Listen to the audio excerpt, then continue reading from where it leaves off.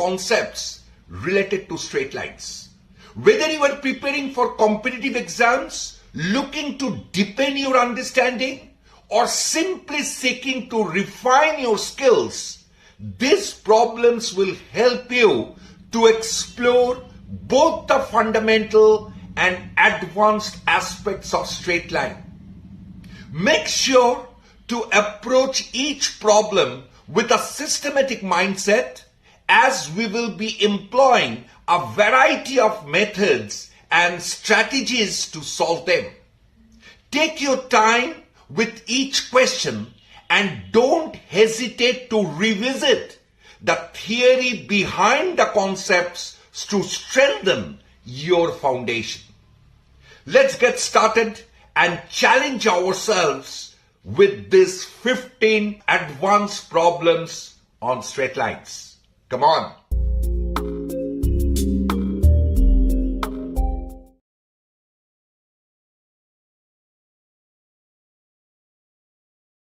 In this question, they have said there are two lines, L1 and L2, and the equation is given by x minus y is 0, and for L2 it is x plus y equals to 0. Okay, so now let me just draw this first, these two lines. So these are the first two lines which is given. This is our x-axis, this is our y-axis. This is our L1, which is your y equals to x, and this is your line L2, which is your x plus y is equals to 0. Okay, now they have said that a point is moving, P is a variable point. It is moving in such a way that d of PL, what do you mean by this? This is a special notation has been used here. It means that the distance of the variable point P from the line L.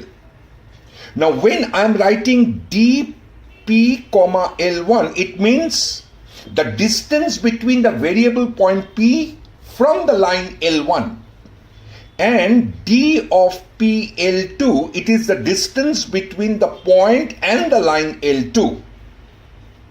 So P is moving in such a way that a condition is given that the sum of these two distances is always lying between 2 and 4. Okay, so first thing is that you have to find out that region in which the point P is moving. That is our first task. And the second task is to find out the area of that region. Is this question clear to everyone? So d of PL1 means the distance between the variable point P from the line L1. So what is that perpendicular distance? It will be, and the perpendicular distance from the variable point P on L2 is, which is lying between 2 and 4. So let me just cross multiply.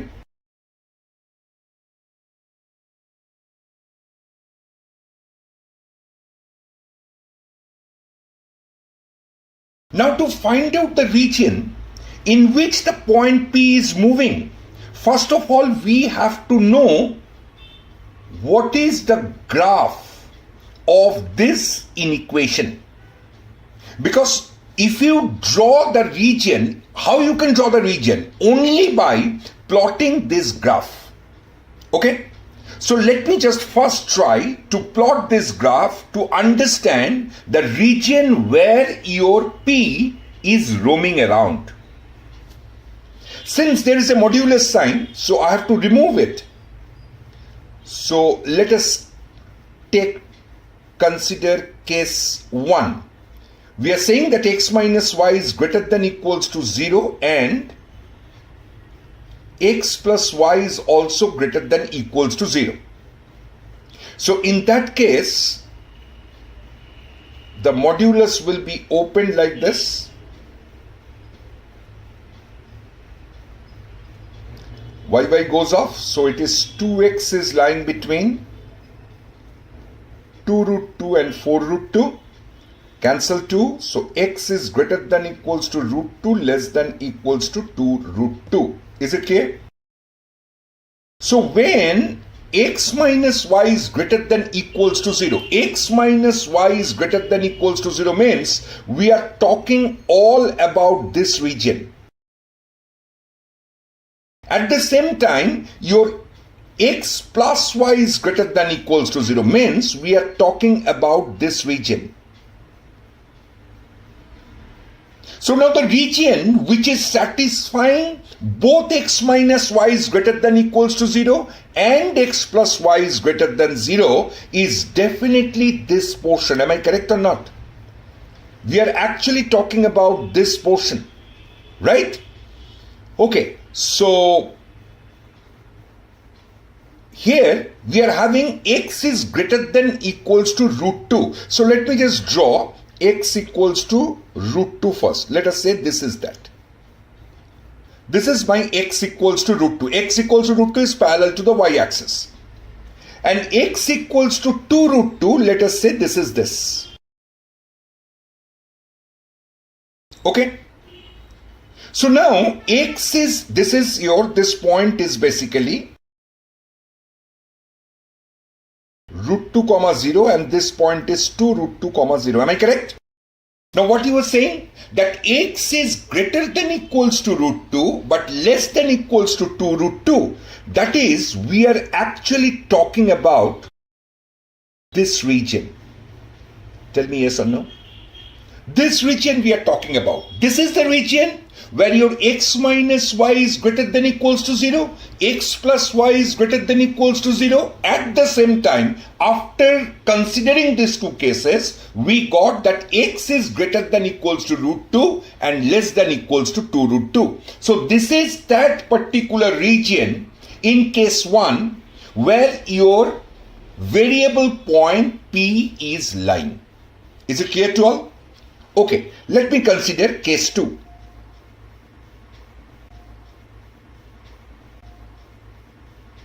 X minus y is greater than equals to 0 and x plus y is less than equals to 0. Let me consider this. So what we are getting?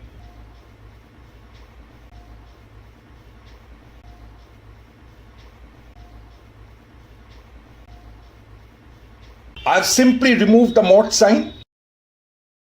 So we are having minus 2y is lying between. So if I divide by minus 2, we are getting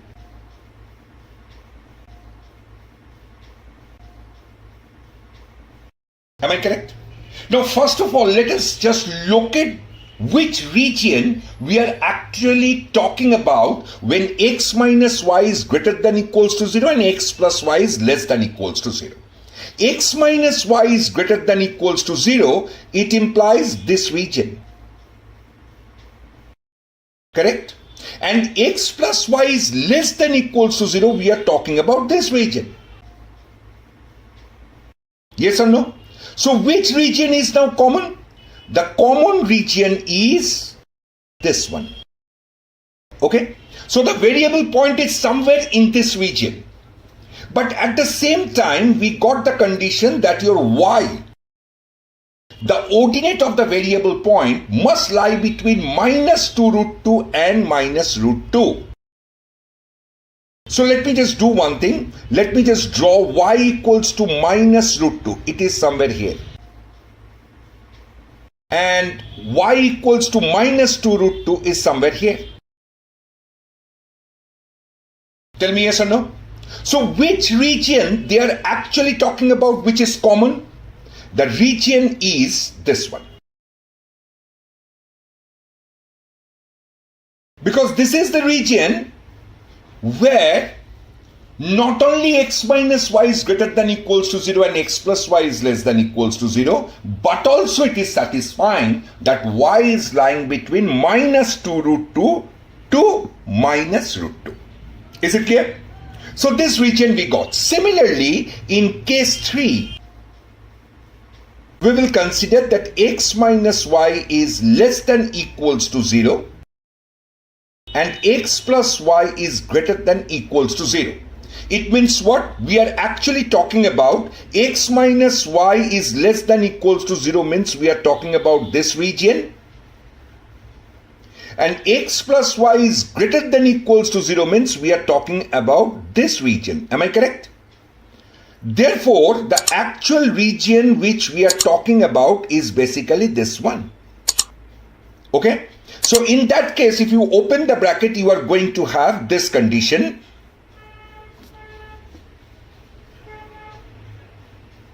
Y will be greater than equals to root 2 less than equals to 2 root 2. So the region will be something like this.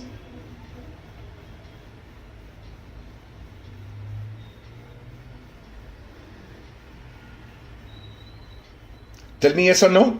Okay. So we are actually getting which region? We are actually getting this region. This is going to satisfy all those conditions where x minus y is less than equals to 0, x plus y is greater than equals to 0. At the same time, your ordinate of the variable point is lying between root 2 and 2 root 2. Similarly, if you consider case 4, then you will have x minus y less than equals to 0, x plus y is also less than equals to 0. That is, we will be talking about this region. So in that region, if we put the conditions, we are going to have, I'm not doing it because it is almost symmetric, so you people can understand that. So we are going to have this region actually, right? So we are going to have this region. So the region where the point is actually roaming around, point P is this, right? So this is the region which we got where the variable point P is roaming around, satisfying all the given conditions. This is our first task. And the second task is we have to find out the area of this portion. It's pretty simple because we can see that it is nothing but a square whose each side, let us say the outer square,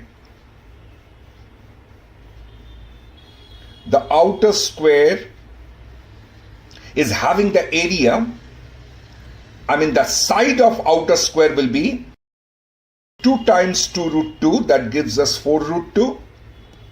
Okay? This is the side of the outer square. And for the inner square,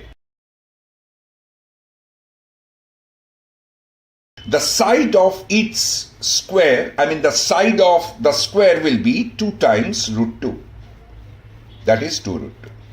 Therefore, the area of the required region is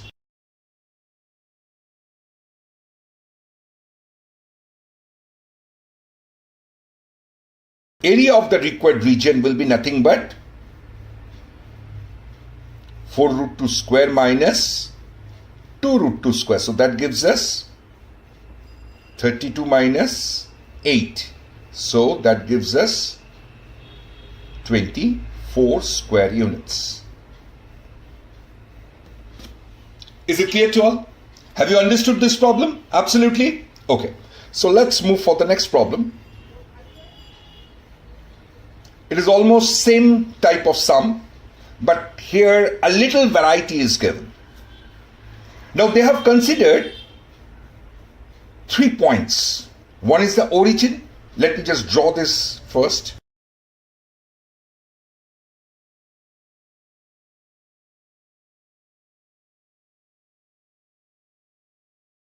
So this is our origin. A is, let us say this point be A, which is 2, 0. And point B is 1, 1 by root 3. So it will be somewhere here, let us say.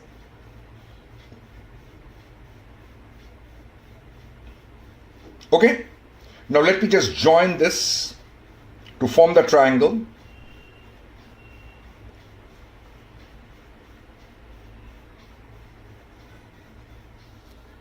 So this is the triangle what we got. This is not A, this is actually B. So we got the triangle OAB.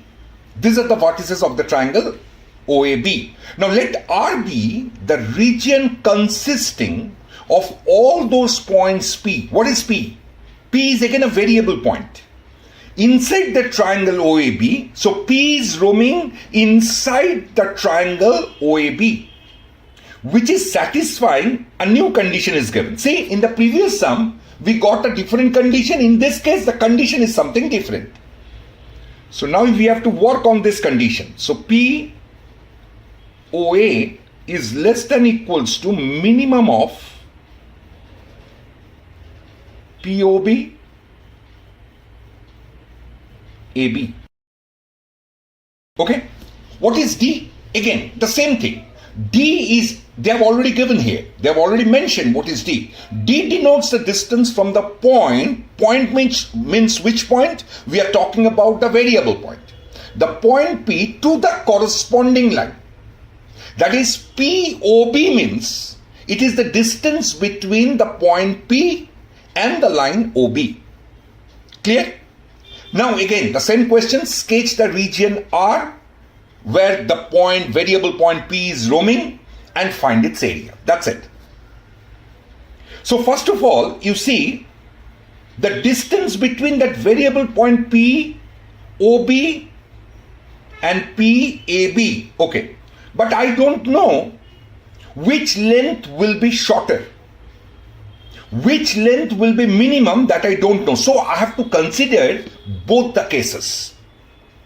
First, let us say that minimum of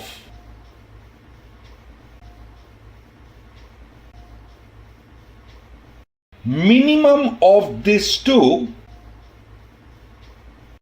be this one. Am I correct? Minimum of these two is this one. Now what do you mean by that? See, very important thing I am telling you. Suppose if I draw a perpendicular, rather you should say, if I draw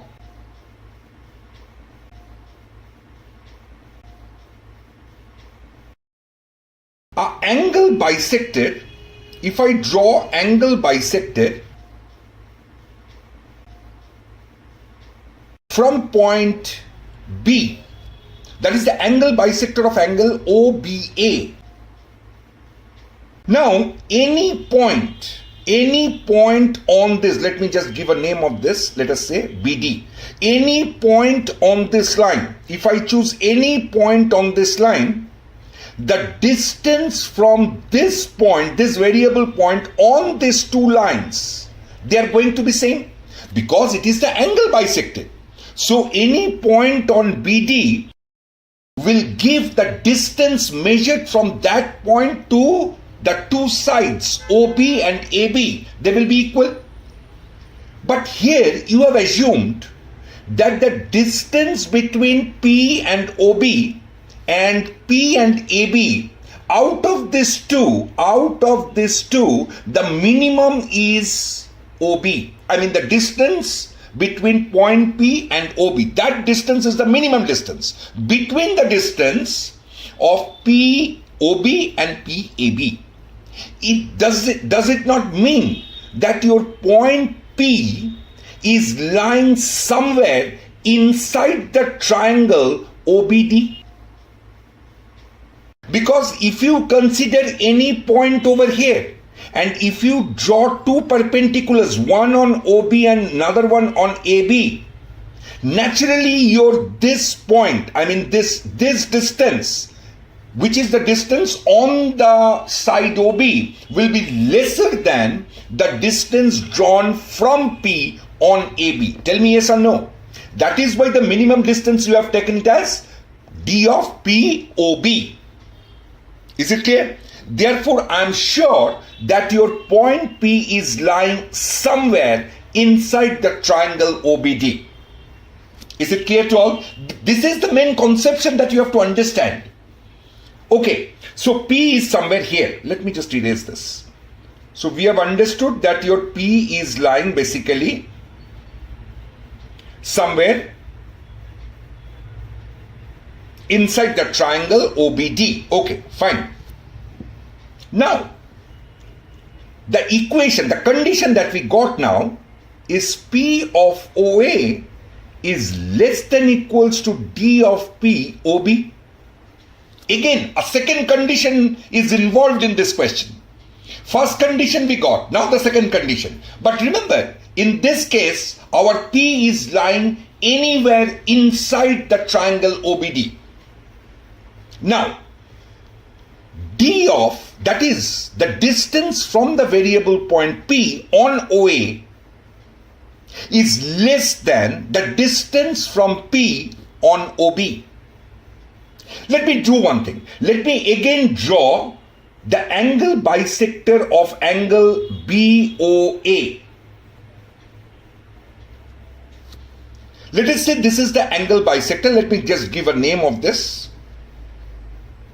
This is say M. So any point, if your point P lies on OM, then the distance from that point, any point you choose on OM, and the perpendicular distance on OB and OA, they will be always same. Why they will be same? Because the point you have chosen is on the angle bisector. So these two sides, the two length will be equal. But here you have said that the length from P on OA is less than OB. So I am sure that your point is going to lie somewhere in this triangle. Tell me yes or no. From the first condition we got that your P is lying somewhere inside the triangle OBD, and then after using this condition that the distance from that point P, from that variable point which is lying inside OBD from OA is lesser than the distance of point P from OB. So naturally the point has to be somewhere inside the triangle. Let me give a name again. OTD. Tell me yes or no. So it is lying somewhere inside the triangle OTD, which is satisfying this condition. So this is our first case we have considered. Now the second case is that minimum of this value, let me just write it here. So the minimum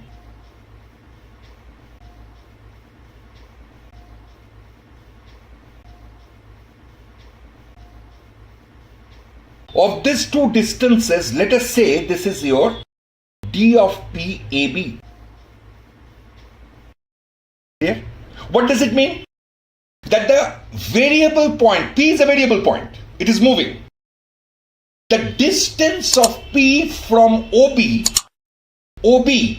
and AB, the minimum among them is the distance of P from AB. That is, if any point lies on the angle bisector BD, then the distance of this point from OB and AB, they will be equal. But as the minimum distance is D of P AB, that means your point P is lying, in this case, it's lying somewhere inside the triangle BDA.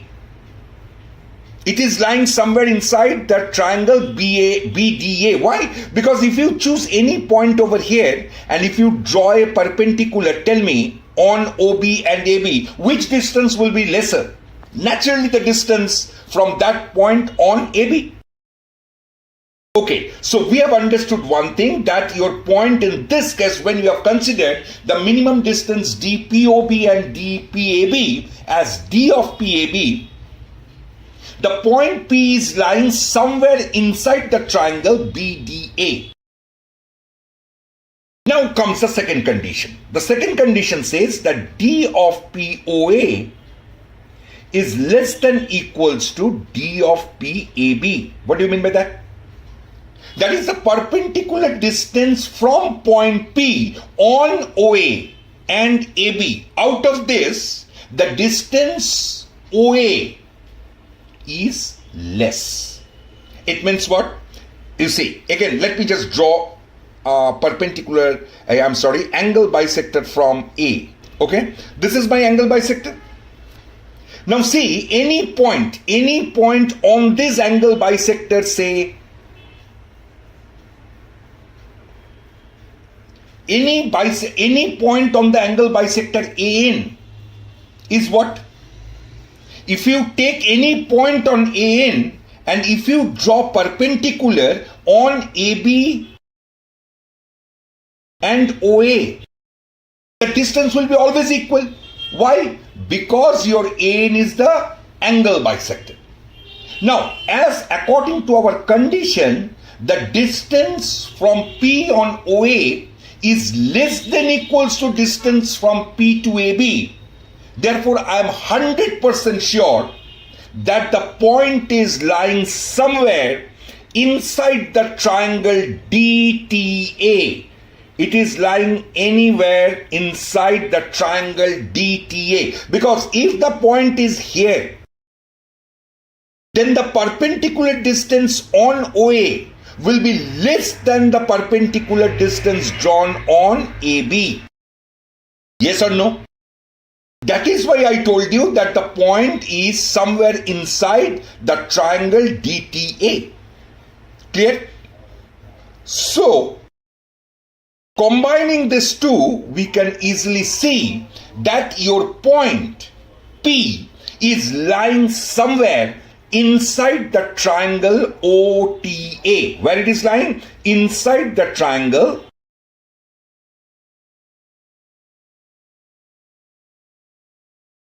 OTA. Am I correct or not?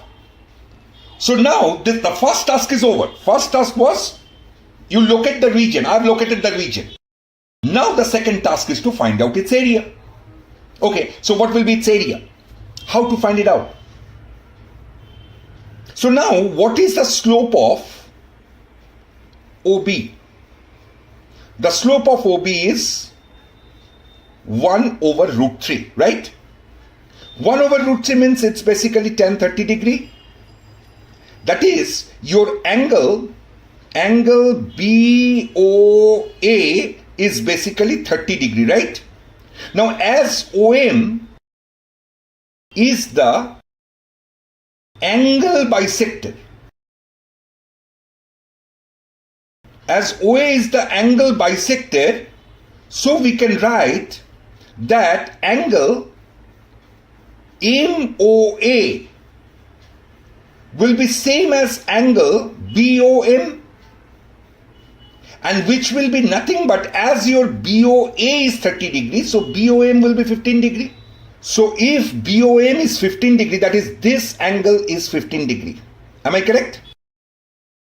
So we know that this distance is 1. So can we find out what is our TD? What is our TD? In the triangle OTD,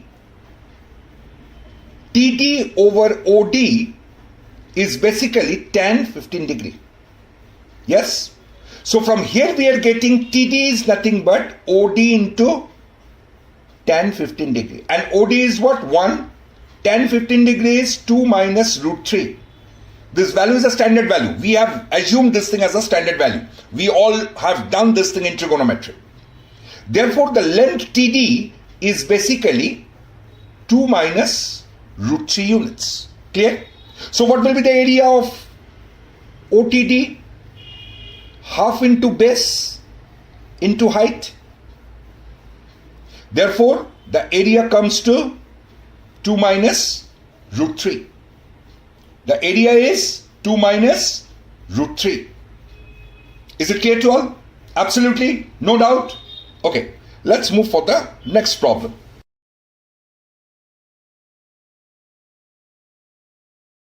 Two sides of the triangle, the combined equation of them is given by x square minus 3y square minus 2xy plus 8y minus 4 equals to 0. So this is the combined equation of the two sides of the triangle. the third side is the variable side of that triangle, but it always passes through the point -5, -1. If the range of values of the slope of the third line, you have to find out the range of the slope of the third line so that origin is always the interior point of the triangle. And this range is A, B. Whose range? The range of the slope of the third side.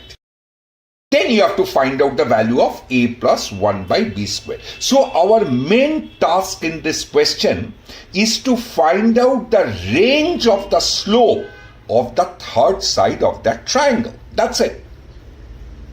So first of all, before doing anything else, let me just try to find out the equation of the two sides which has been given by this combined equation. So for that, what I will do,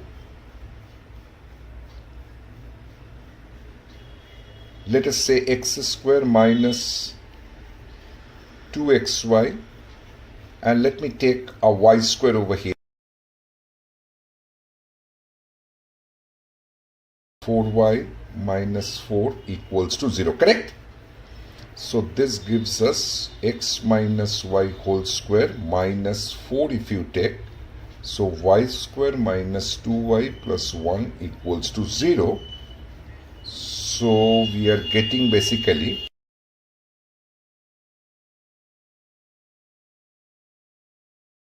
right. So now a square minus b square.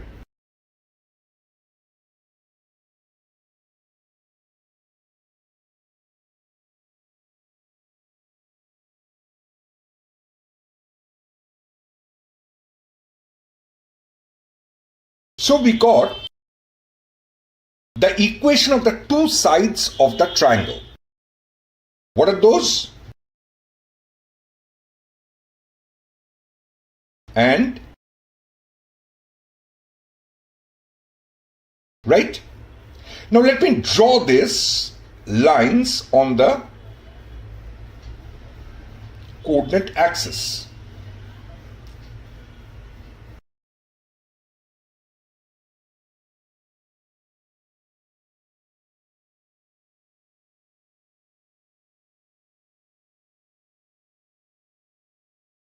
So the first equation that we are getting is x plus y. The first equation we are getting it as x plus y equals to 2, and it will look like something like this. Correct? This is the equation x plus y equals to 2. And the second equation which is given is x minus 3y. Let me just write it here. It is x minus 3y is minus 2. Okay. So it is intersecting the x-axis at minus 2, 0 and intersecting the y-axis at 0, 2 over 3. Am I correct or not? Please check it. Right? Therefore, the line will look something like this.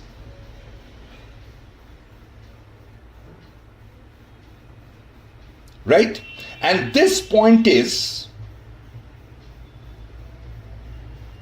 and this point is 0, 2/3. Okay? Now, our third line is passing through the point -5, -1. -5, -1, which I can easily see that -5, -1 is lying very much on this straight line. That is, the point will be somewhere here. Let us say this is that point. This is that point. This point is -5, -1. Okay. Now the third straight line is passing through this point. This is the third straight line in such a way that this origin will be always inside this triangle form. Let me give a name of this triangle. Let us say the name of this triangle be A, B and C. So origin is always inside this triangle ABC. So what will be the range of the slope of this third line? Let us say the slope of the third line be M. Is it clear? M is the slope of the third line AC. Now you have to find out the range of this M. Now observe carefully. If the line is, let us say this line is a variable line, na? So let me say the line comes at this position. At this position, the line is passing through the origin. That is, your origin is not inside the triangle. But what they have said, what is the question? The question is the third line is such that the origin is always inside, strictly inside the triangle. So this case I won't be able to consider. Not only that, if this line goes above this line, again this is not possible because your origin is not lying in that case inside the triangle.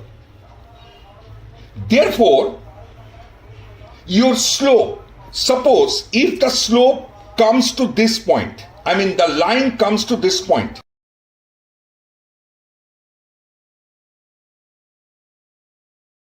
If the line comes to this point, then what will be the slope of this line? That is the slope of AC. The slope of AC will be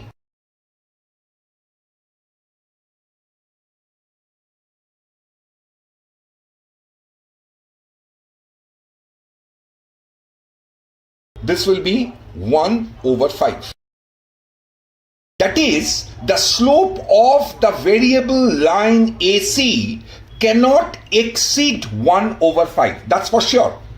Therefore, our slope M is less than 1/5. Okay?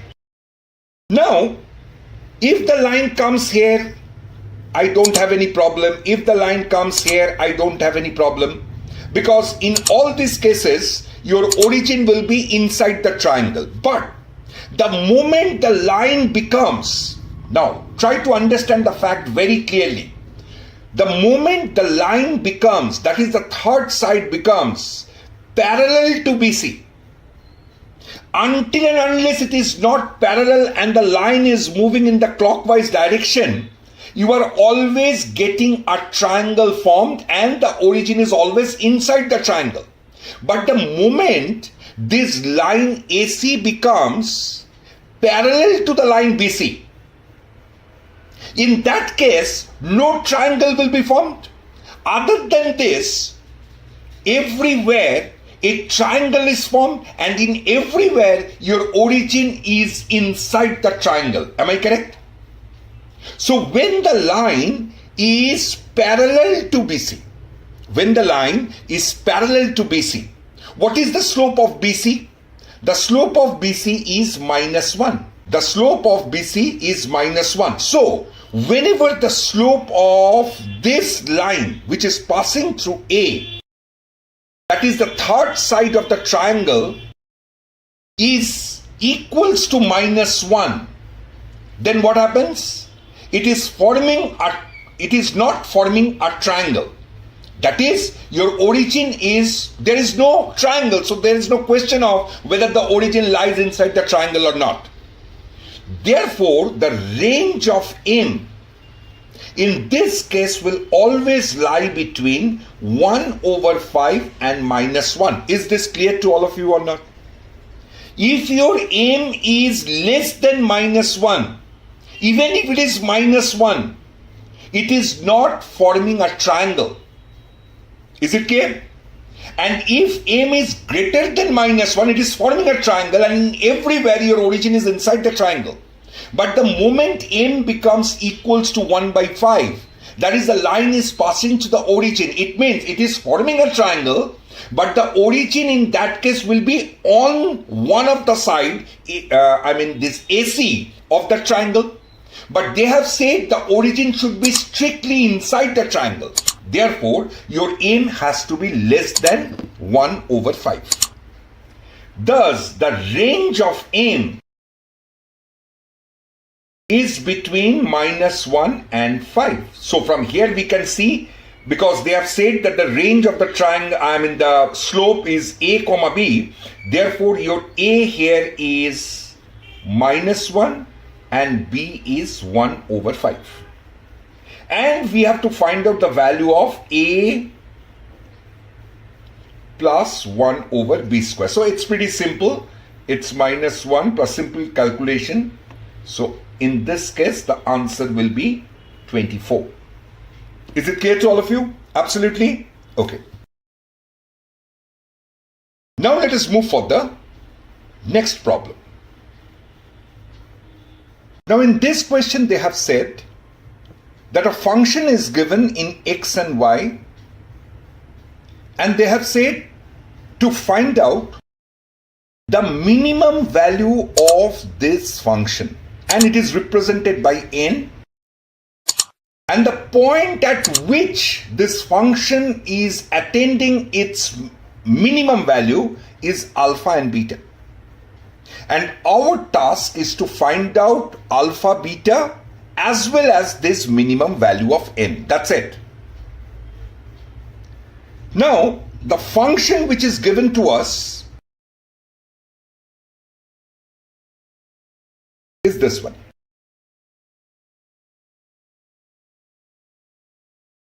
Let me just write this thing in a little simplified way.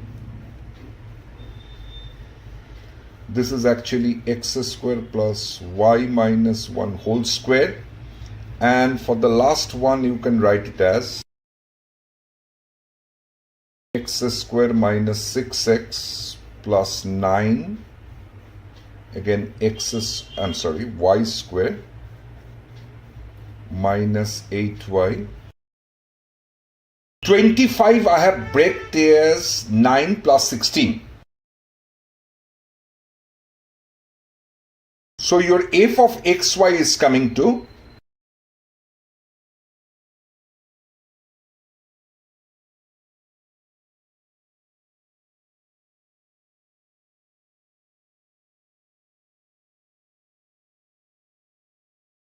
right? So this is the function which is given. Now we have to find out its minimum value. Question is, how to find out? If you go for calculus method, then it will be a problem. Definitely it will create a problem. So we have to think something else. But one thing we can see, root over of x square y square is basically the distance between xy and the origin. Right? The variable point is x comma y.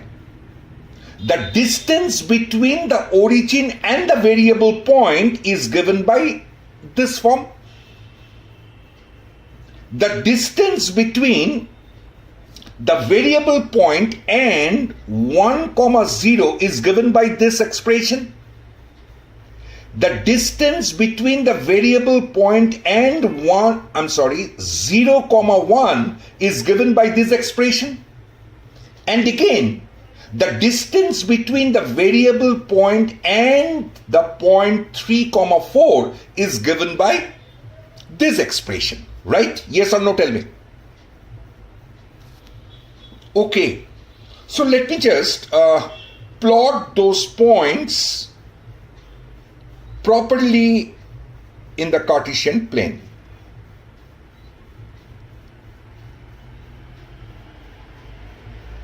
Okay.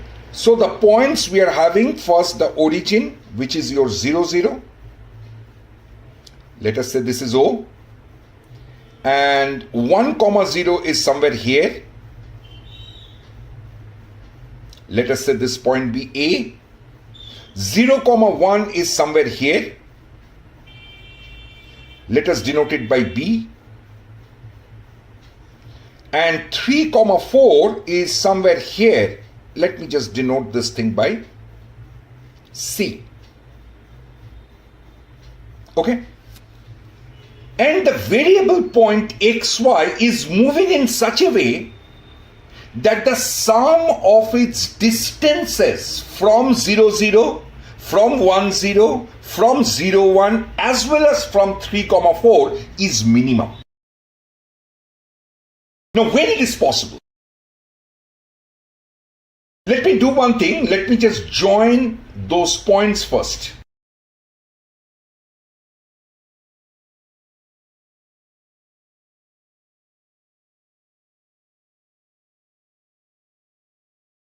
So we got the quadrilateral OACB. We got the quadrilateral OACB. So your point P is somewhere, I don't know where it is, but it is such a, at a point such that all its distances, the sum of all its distances from all its vertices is minimum.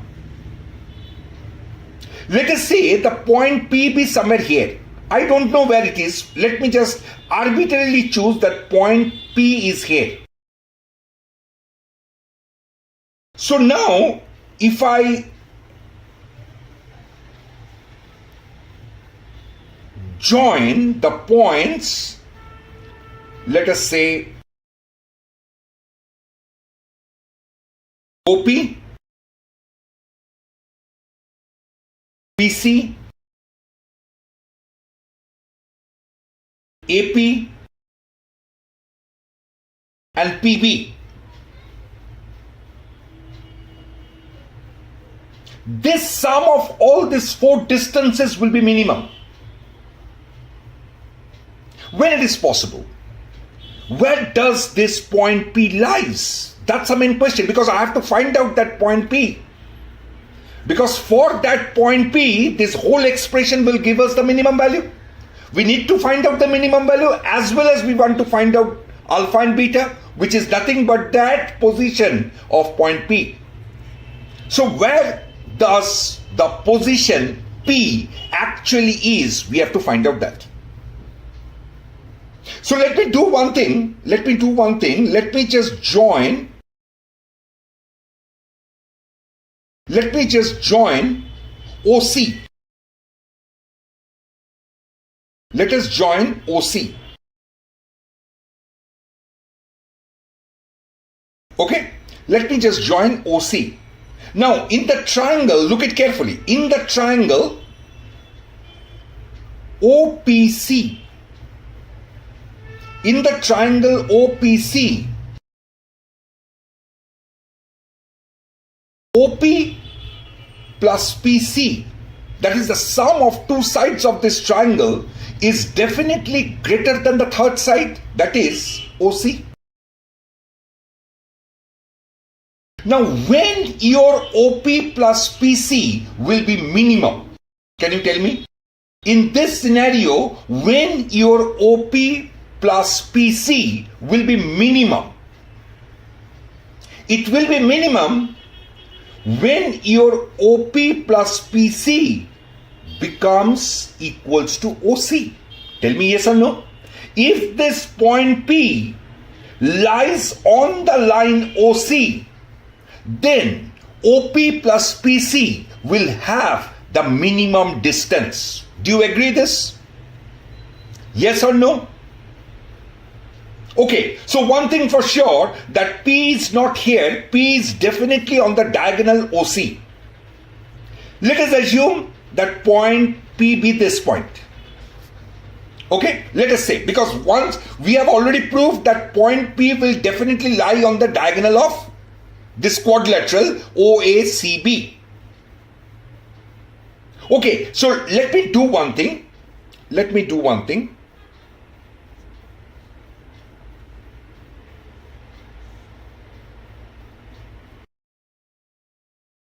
Let us do one thing. Let me just join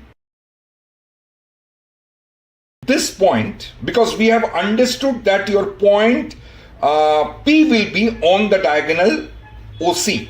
So let me just join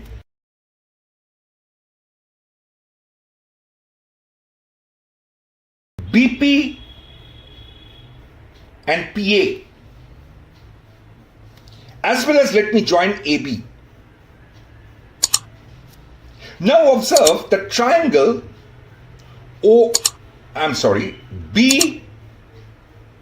BPA. Observe this triangle. In this case also we can write that PB plus PA is greater than the third side, that is AB. PB plus PA is greater than AB.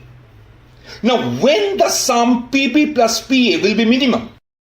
It will be minimum when PB plus PA, this becomes equals to AB. That is when P is on the line joining AB, then you will say that PA plus PB will be minimum. Am I correct? So one thing for sure, that P is definitely lying on AB as well as it is lying on the diagonal OC. So it must be the point of intersection of these two diagonals. Yes or no? The required point P is nothing but on the point of intersection of these two diagonals. If that is the point P, then your PO, PA, PB and PC, the sum of these four distances will be minimum. Is it clear? So all we have to now find out only the coordinate of P simply by solving the two equations of the diagonal. Though the equations are not given, we will find out. We will find out the equation of the two diagonals and we will solve it to get the value of that P for which the sum of all those four distances is minimum. So eventually we are going to get the value of capital N, which is the minimum distance. What is the equation of the diagonal OC? It is your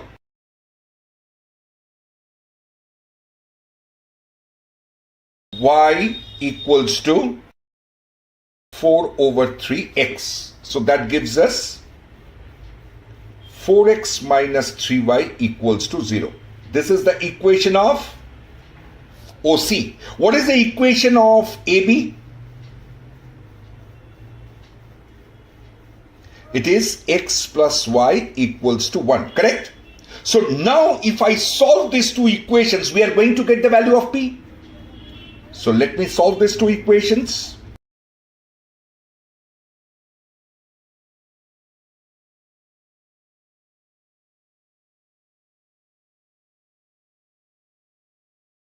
So what is the value of x? It is 3 over 7, which is nothing but your alpha. That exactly what they have said in the question? Yes. So that is your alpha. And let me solve, put the value of x in the first equation, in this equation. So we are getting y as,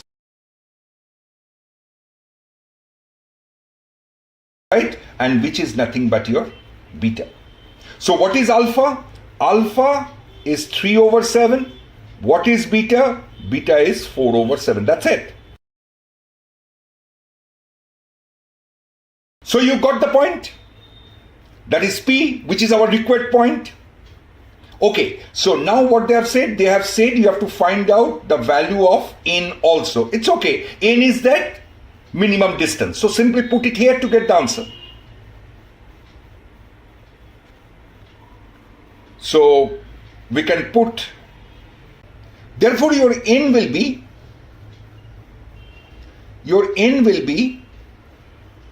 OP plus PC, that gives us OC, and AP plus PB, that gives us AB. So we will simply find out the distance between O and C, which is nothing but root over 3 square plus 4 square, and the distance between AB, which is nothing but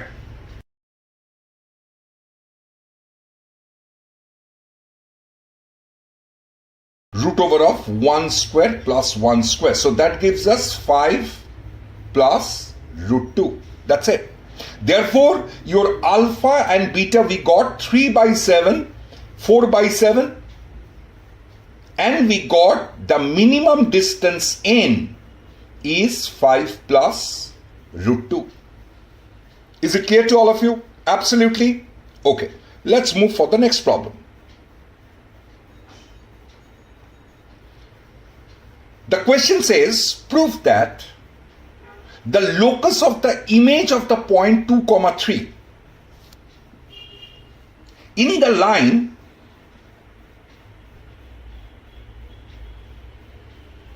this is what? This is basically a family of line. This is basically family of lines. Now you have to find out the locus of the image of the point 2, 3 about this line, that is the family of line. And we have to prove that the locus is nothing but a circle of radius root 2. How to do this sum? Well, there is one way of doing the sum. You first convert this given equation in the standard straight line equation, and then you can find out the image of point 2, 3 with respect to this line by using the shortcut method of finding out the image. We can do that, and then we have to find out the locus of that point. I have tried this sum. I will suggest all of you to try by this method. It will be a huge one, and practically a stage will come when you will think that it is not possible to find out the locus, because in that case you will find that practically it will be not possible to remove that k, the k which is given in this question. Practically it will be not possible to remove k. So naturally you will not find out the locus of that point. So I'm not going for that traditional method. What I'm trying to do, I'm trying to apply some logic. You see, this equation which is given to us, this is a family of lines passing through a fixed point, and that fixed point is nothing but the point of intersection of these two straight lines. Tell me yes or no. Let me first solve this.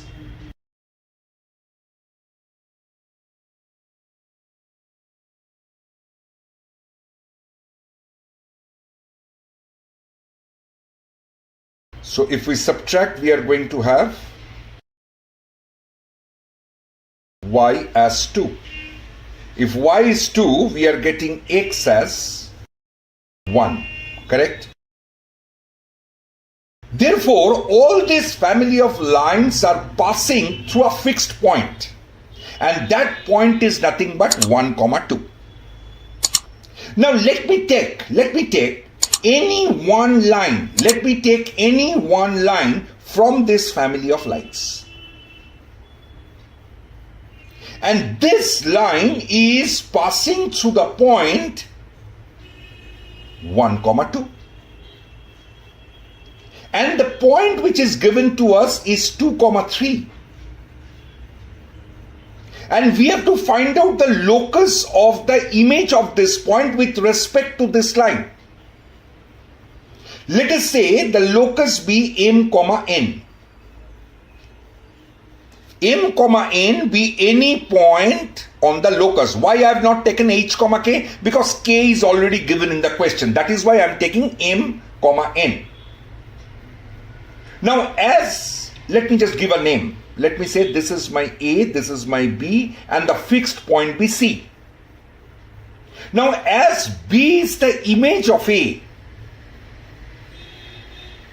so definitely I will say that the distance CA and CB, they will be equal. Are you with me? Are you with me? Because your AB is basically what?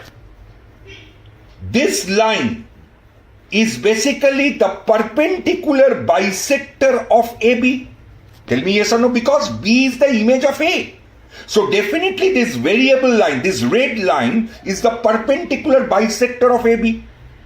And we know that any point on the perpendicular bisector you choose, the distance between that 2 points will be always equal. Will be always equal. That's the property of perpendicular bisector. So I must say that AC and CB, they will be equal. It means AC square equals to CB square. That's all. Your question is over. So what is AC square? It is nothing but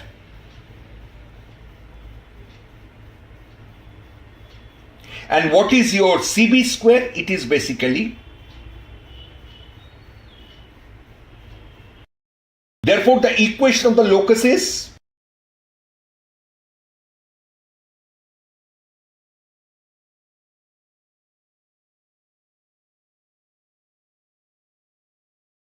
it clear? And this clearly, this represents a circle. This represents a circle whose center will be at 1, 2 and radius will be √2. And that's exactly what they have given in this question to prove. Hence proved. Have you understood why I have chosen this problem?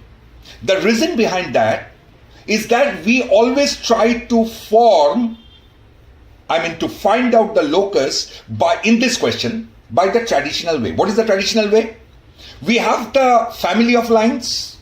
So from there we will form a general equation of the line. After getting the general equation of the line, we have the point 2, 3. So we will find out its image with respect to this line. And we have to find out the locus of that image. But if you try to solve it by that method, you will find practical. I will suggest all the students to please try that way. And you see the difficulty that you are facing at the end of that problem. Okay, so this is a method. This method which I have applied for this sum is a unique method of getting the same thing but in a much simpler way. What I have done?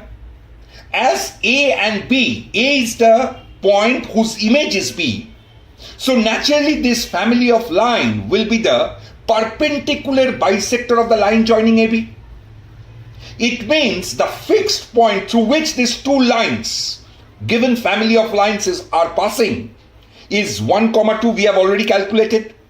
And from that point C, your distance CA and CB, they will be equal. Simply by equating that, you are going to get the equation of the locus straight away. Is it clear? So don't try to remember the sum. Try to remember the method I have opted for the sum. That will be helpful in solving more complicated sums in coming days. Okay? So let's move for the next problem.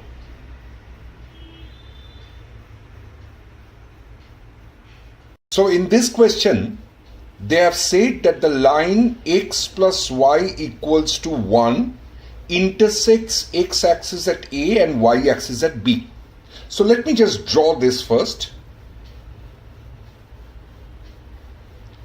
So we are having the coordinate axis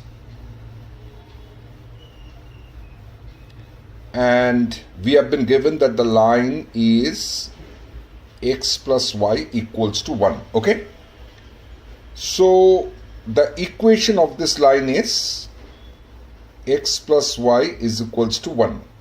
which intersects the x and y axis at A and B respectively. P is the midpoint of AB. So P is the midpoint. Let us say this is the midpoint P. P1 is the foot of the perpendicular from P on OA. O is the origin. So from P, I have drawn one perpendicular on OA. Right? And P1 is the foot of the perpendicular. So this point is what? This point is your P1. M1 is that of P1 to OP. So let me just join OP first. This is OP. Now from P1 you have drawn a perpendicular on OP. So let us say this is the perpendicular and this point is M1. Correct? Now P2 is that of from M1 to OA. So from M1 again you draw a perpendicular on OA.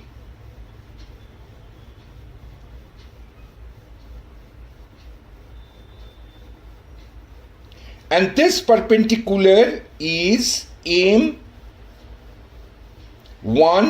P2. Is it clear? And this thing goes on. Now if Pn denotes the nth foot of the perpendicular, so this thing is going on and Pn denotes the foot of the perpendicular, which is the nth foot of the perpendicular, right? On OA from Mn minus 1. Then find OPN. This thing is going on. So when the nth perpendicular is drawn from Mn minus 1th point, what is that M of n minus 1 point? It is on OP. From that point you have drawn the perpendicular on OA and the foot of the perpendicular is Pn. Now you have to find out the distance OPN. That's the question. So what I will try to do here, I will try to find some pattern in this sum. Because whenever this geometric type of problem comes to you, always try to find the pattern. The moment you find the pattern, you can predict what will happen in the nth term. So now see what I am doing here. Now as x plus y equals to 1, this line is inclined with the x-axis with an angle 135 degree, right? This angle is 135 degree.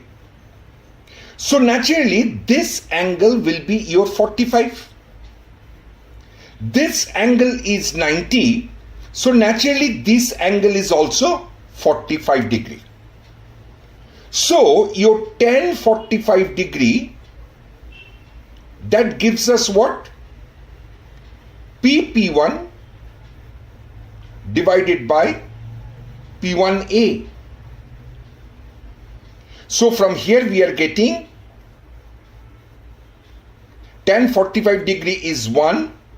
So from here we are having P1 is same as P1A.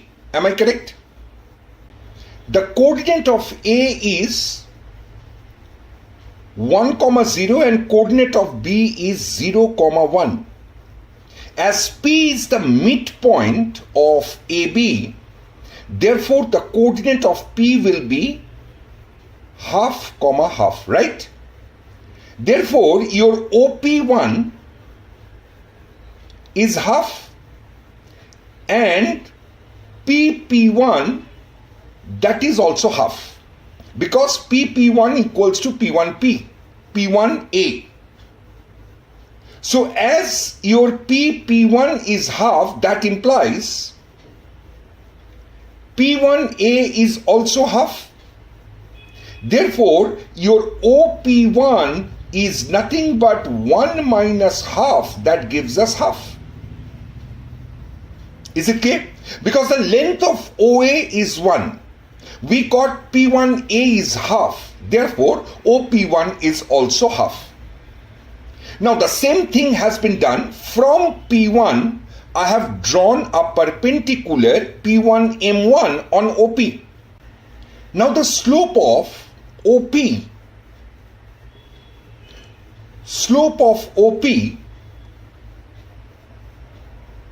is basically 1. So that gives us this angle is 45 degree. Am I correct? This angle is 45 degree. Let me write this thing as theta. So our theta is 45 degree. Now this angle is also your 45 degree. Therefore this whole angle is 90 degree. Again we have seen that this angle is 45. Therefore this angle is also 45 degree. Am I correct? As you have drawn perpendicular, so this is 90 degree. If this is 90 degree, then this, the remaining angle of this triangle P1PM1 is 45 degree. Therefore it is an isosceles triangle. M1PP1 is an isosceles triangle in which M1P is same as MP1. Is it clear? Therefore, we can write that if I say that PM1, which is same as your M1P1, let us say this is X. Therefore, from the Pythagoras theorem, we can write X square plus X square is PP1 square. And PP1 square is basically half square, that gives us 1 over 4. So 2x square gives us 1 over 4, implies x square gives us 1 over 8. Am I correct or not? Therefore, your M1P1, I'm writing it here, M1P1, the length of M1P1 is nothing but M1P1 square is basically 1 over 8. Okay? Now let us consider the triangle M1P2P1. This triangle you consider. In this triangle, this angle is 90 degree. This angle is 45 degree. Why? Because this whole angle is 90 and this angle we have seen that this is 45 degree. So naturally this angle will be 45. So eventually this angle is also 45 degree. So what we will write? We will write that P1, P2 is same as P2, M1 because it's an isosceles triangle.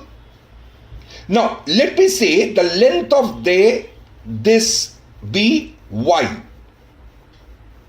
Therefore y square plus y square, that is M1 P2 square plus P1 P2 square, will be equals to M1 P1 square.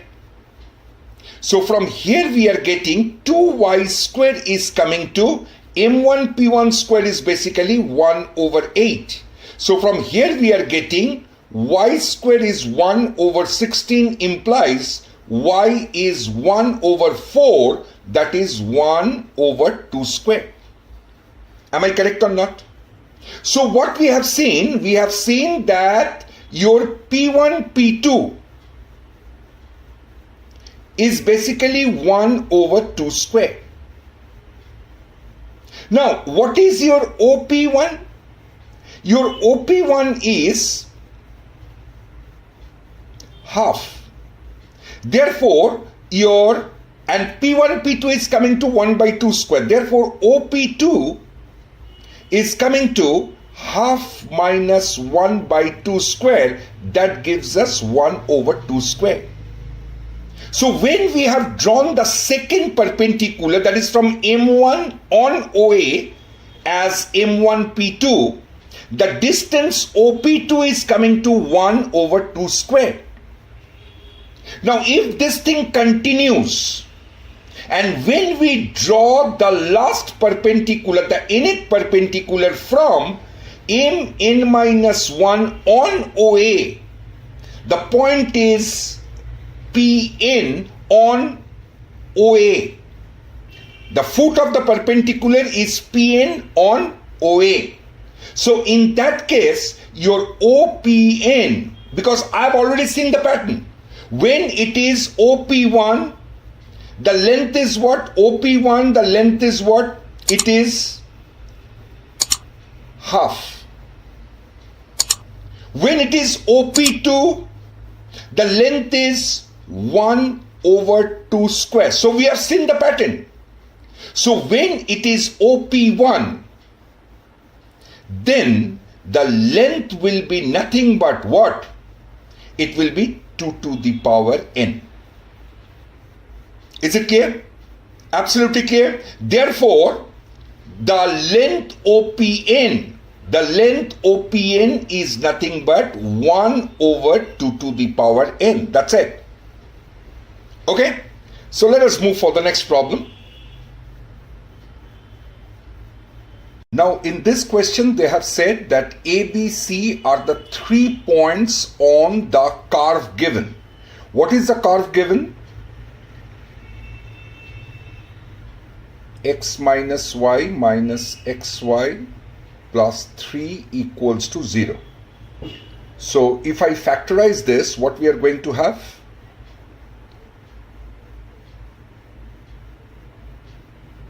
Minus, this is y minus 1 plus 2 equals to 0. So from here we are getting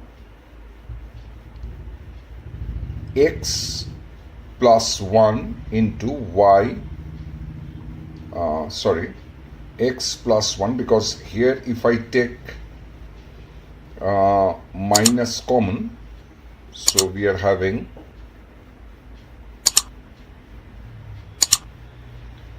so it is x plus 1 into y minus 1, give a minus sign outside, minus 2. So from here we are getting x plus 1 into y minus 1 is basically 2.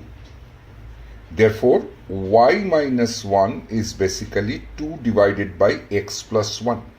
So this is the equation of a rectangular hyperbola. Okay? So the given curve is a rectangular hyperbola. Now they have said that A, B, C are the 3 points, 3 non-collinear points on this curve. So if we join A, B and C, we are going to have the triangle ABC. And from A, we have drawn a perpendicular AD. From B, we have drawn the perpendicular BE. And from C, we have drawn the perpendicular CF. So the diagram will look something like this. This one. Okay. So now what I have done, I have simply joined the foot of the perpendicular F, E and D. So your AD, BE and CF, these are the 3 perpendiculars drawn from the 3 vertices of the triangle ABC on the opposite sides. And H is their point of intersection. This point H is nothing but the orthocenter of the triangle ABC. Am I correct? Now the triangle that has been formed by joining the points of the foot of the perpendicular, that is DEF, is what called your triangle DEF, is what called your pedal triangle. This is called the pedal triangle. Now they have said that alpha comma alpha is the incenter of the pedal triangle. Okay, so I don't know where the incenter will be in F, E and D. But the incenter is having the coordinate alpha comma alpha. Is it clear? Okay, now let us just observe the quadrilateral AFHE. Look at very carefully. In this quadrilateral, this angle is 90 degree, as CF is perpendicular on AB, as BE is perpendicular on AC, therefore this angle is also 90. Therefore, the sum of the other two angles of this quadrilateral will be 180 degree. Therefore, I can say that my quadrilateral AFHE is a cyclic quadrilateral.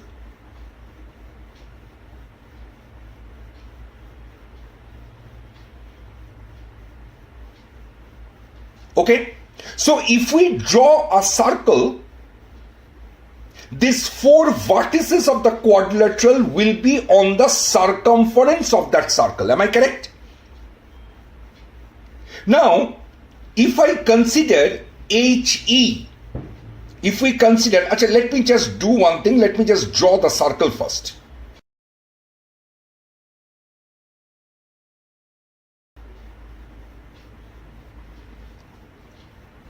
So we can easily see that this circle is passing through the four vertices of the quadrilateral AFHE. Now, standing on this arc, I can say, look at carefully, I can say that this angle and this angle, they will be same. Why? Because standing on the same arc, the angle made by any chord to the circumference of the circle, they are equal. This is a theorem that we have already learned in class 10. Therefore, this angle is equals to this angle. Okay, can anybody tell me what will be this angle? If you consider the triangle ADC, we will see that this angle is 90, this angle is C. Therefore, angle DAC is nothing but 90 minus C. Am I correct? So this angle is nothing but 90 minus C. Okay. With the same argument, let me just remove this circle, otherwise the figure will be very congested. So, with the similar argument, if you see the quadrilateral,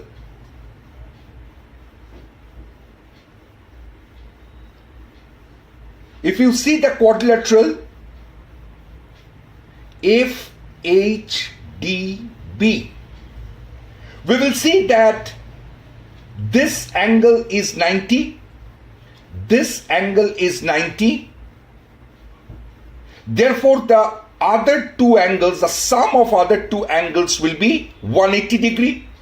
Therefore, FHDB, this quadrilateral is definitely a cyclic one. It's a cyclic quadrilateral. So naturally, if I draw a circle, then the vertices FHDB will lie on that circle because they are concyclic. Now observe carefully. If you consider the chord HD standing on this chord, the angle made at the circumference, that is this angle, and this angle, they will be equal with the same argument, standing on the same arc. The angle made on the circumference of any circle, they are equal. Now the question comes, what is this angle? What is the angle EBC? If you consider the triangle EBC, you will find that this angle is C, this is 90 degree. Therefore, this angle will be nothing but 90 minus C. If this angle is 90 minus C, so obviously this angle will be also 90 minus C. Is it clear? Now, this angle, that is angle EFC and angle DFC, these two angles are equals to 90 minus C. Therefore, these two angles are equal. That is, the FC now becomes the angle bisector of the triangle DEF, that is the pedal triangle. Similarly, you can prove that BE and AD, they are also the angle bisectors of the two other angles of the pedal triangle. So, AD, FC and BE, these three lines were the altitudes of the triangle ABC. Now, these three altitudes for the triangle DEF, they become the angle bisector. They become the angle bisector. So the point where these three lines are meeting, which is in this case it is H, this H will be nothing but the incenter, because the angle bisectors, the point where the angle bisectors meet is what called your incenter of the triangle. So your H is basically becoming the incenter of the pedal triangle DEF. So what we have learned? We have learned that the orthocenter of the triangle ABC now becomes the incenter of the pedal triangle FED. Is it clear to all of you or not? So it's a very important point to be noted that orthocenter for triangle ABC now becomes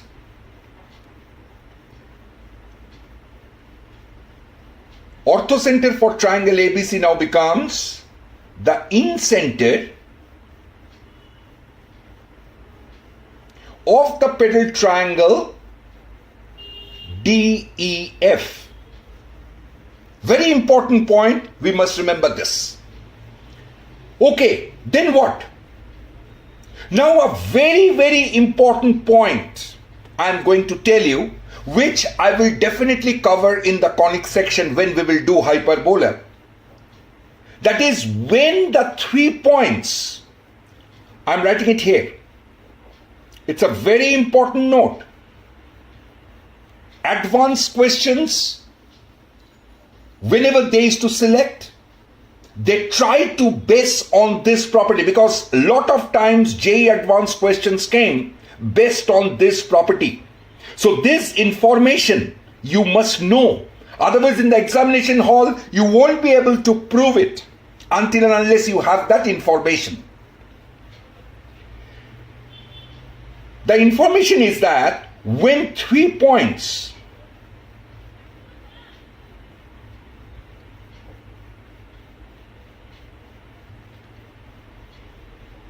which form a triangle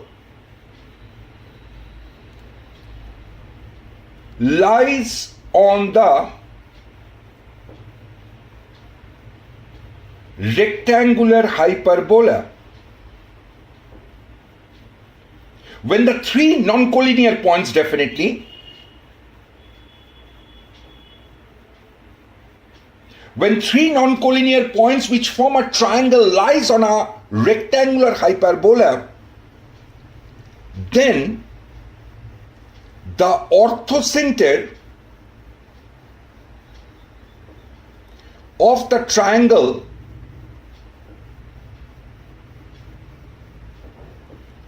lies on the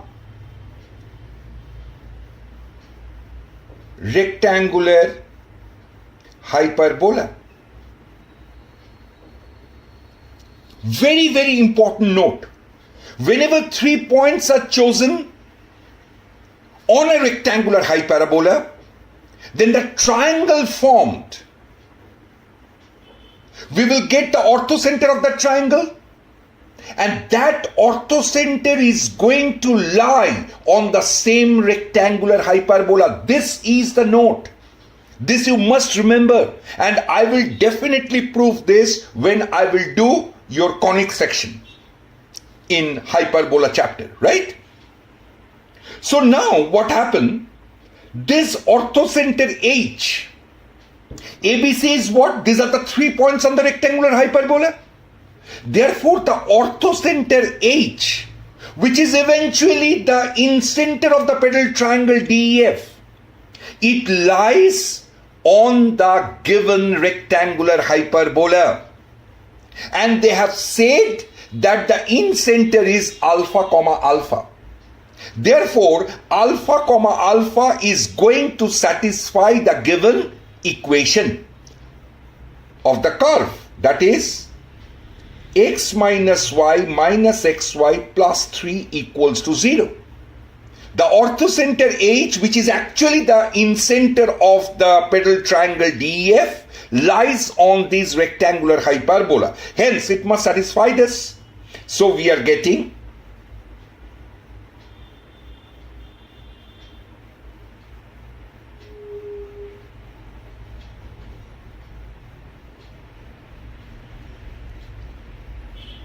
from here we are getting alpha square is nothing but 3.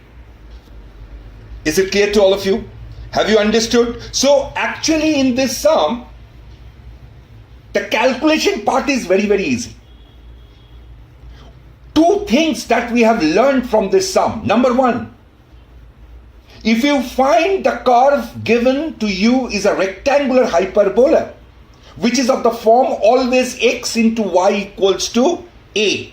This is the form of a rectangular hyperbola. So if you choose 3 points on the rectangular hyperbola, which forms a triangle, then the orthocenter of that triangle will definitely lie on the rectangular hyperbola. This is a note we must remember. At the same time, we have learned another conception, which we have, it's a part of our properties of triangle in trigonometry. That is, the orthocenter will be same as the incenter of any pedal triangle. For any triangle ABC, if the pedal triangle is DEF, what is a pedal triangle? Pedal triangle is obtained by joining the foot of the perpendiculars drawn from the vertices of the triangle. So the incenter of the pedal triangle will be same as the orthocenter of the given triangle ABC. These 2 things are very important, and we have learned this through this sum. So try to remember this. Okay, so let us move for the next problem.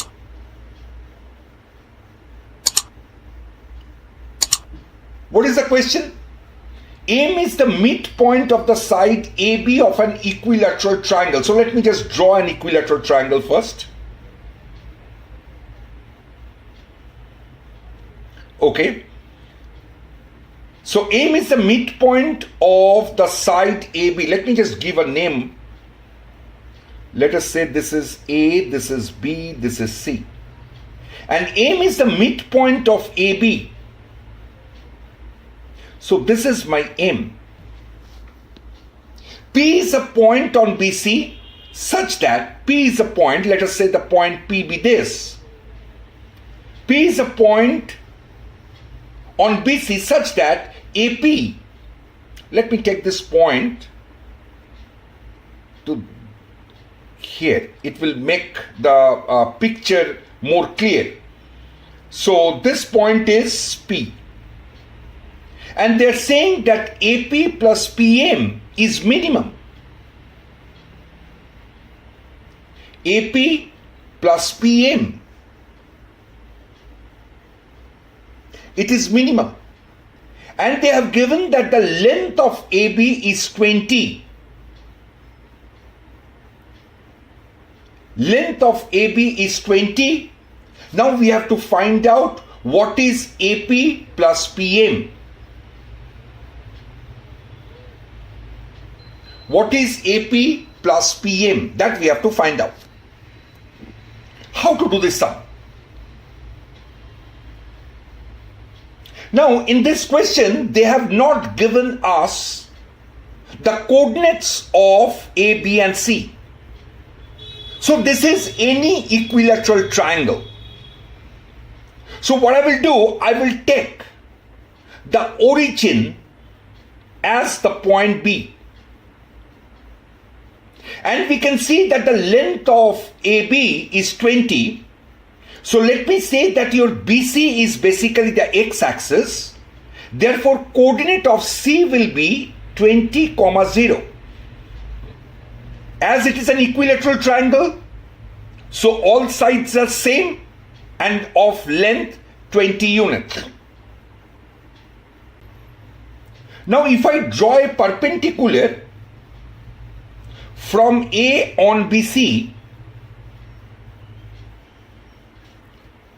so this one, let us give a name, let us say this is AT.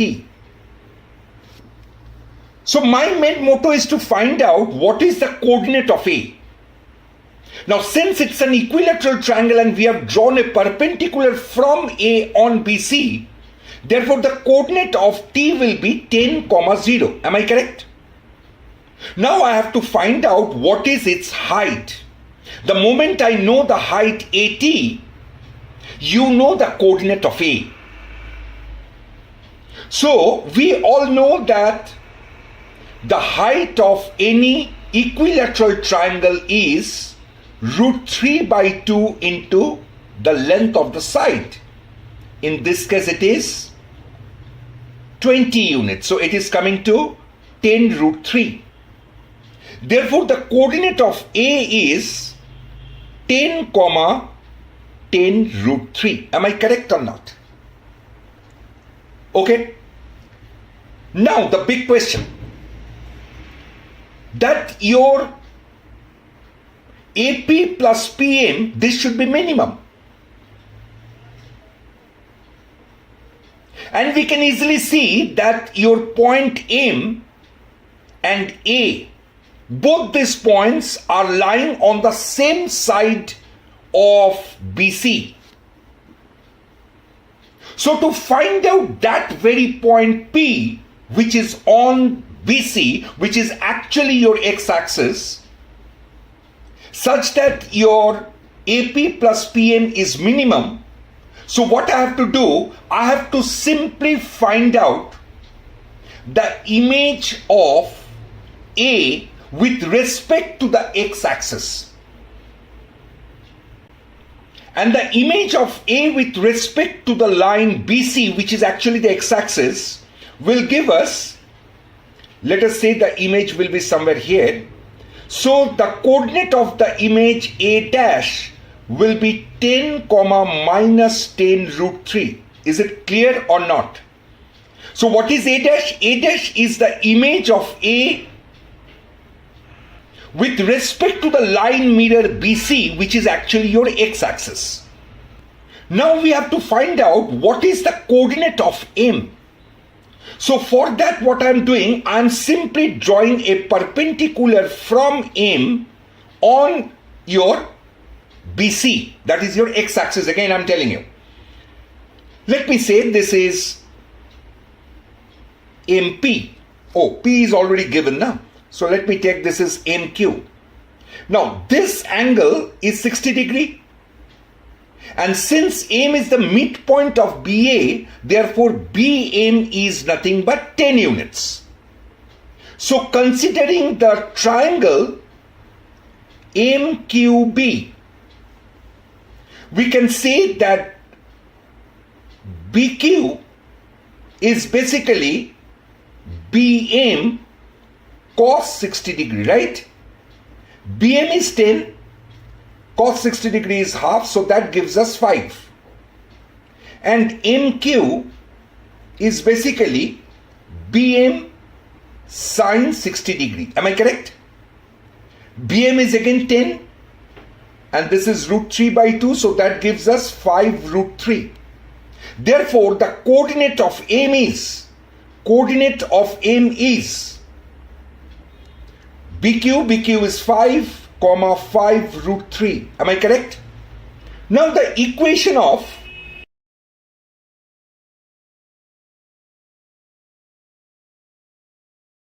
MA dash is, by using 2-point form, I am finding out its equation.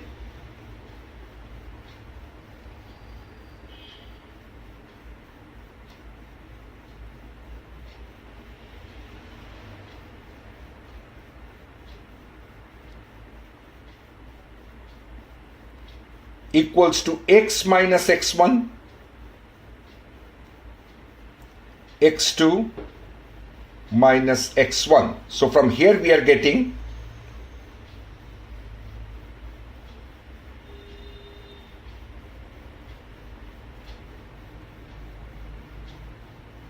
so cancel this. So we are having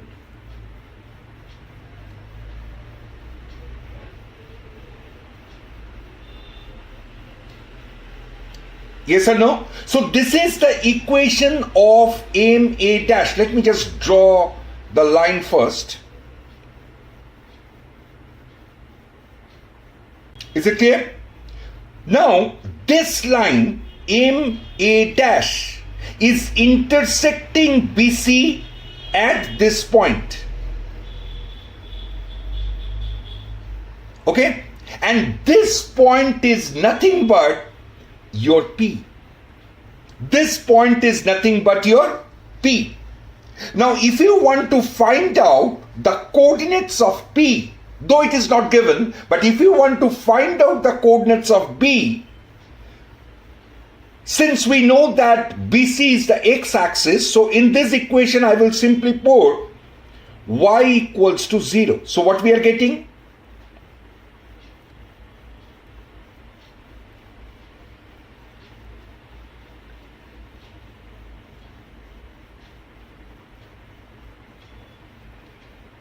So x is coming to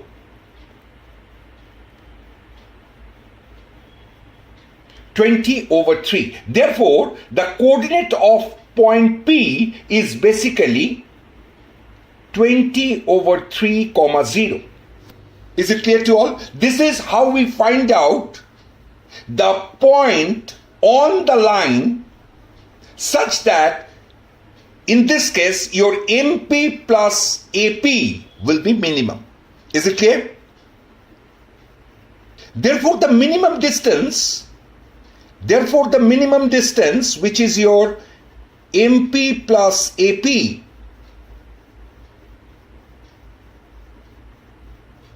is given by, what is MP? M is your 5 root 3, and Q is your, P is your 20/3, 0. So that gives us root over 5 minus 20/3 whole square plus 5 root 3 whole square. Correct? This is your MP. And what about your AP? A is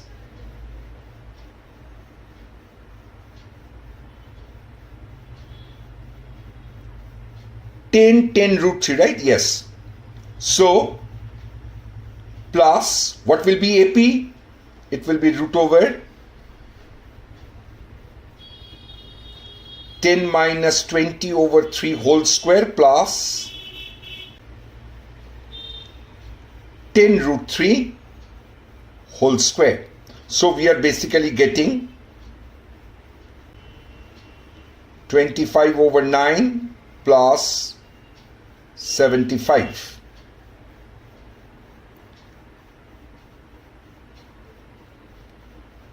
Hundred over 9 plus 300. Correct? So that gives us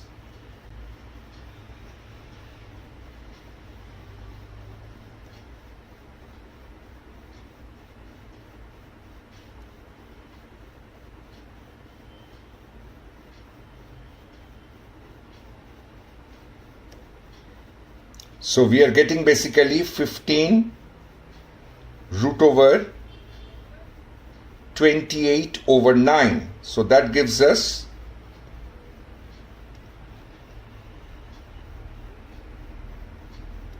so it is coming to 10 root 7. Am I correct?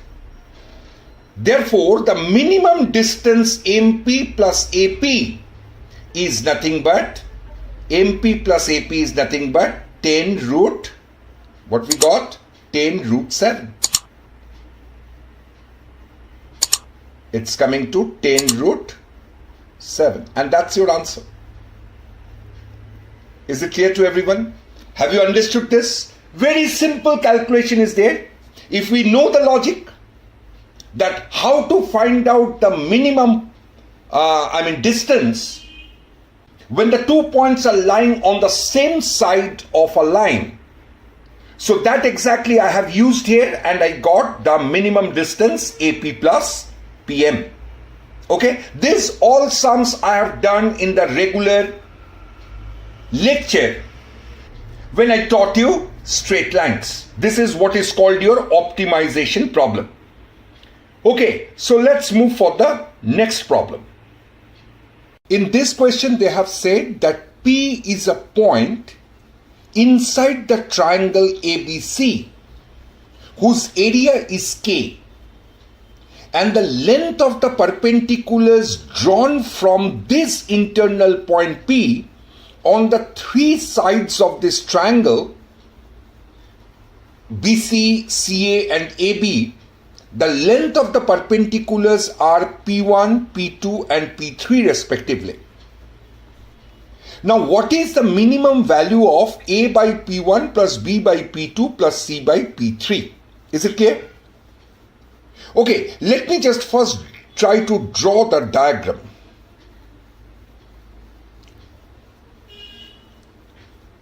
This is the figure.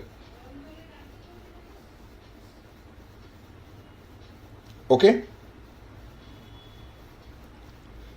So this is the triangle and this internal point is P, from which we have drawn three perpendiculars P1, P2 and P3, and the length of the side BC is A, that of AC is B, and that of AB is C. Okay. Now what I'm doing is I'm simply joining the three vertices with this point P. So I'm getting three triangles. Now the area of the triangle PBC, the area of the triangle PBC is half into base into height, that is A into P1. Similarly, area of the triangle PAC is half into B into P2, and area of triangle PAB is half CP3, right? Now the sum of these three areas is basically the area of the triangle. So area of the triangle ABC gives us half AP1 plus BP2 plus CP3. Am I correct? Now they have given that the area of this triangle is 2K.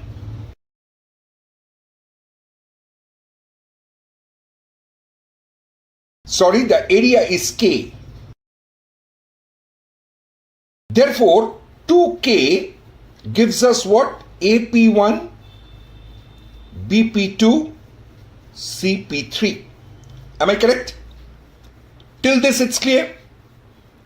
Okay, now we have to find out the minimum value. They have already said, I see.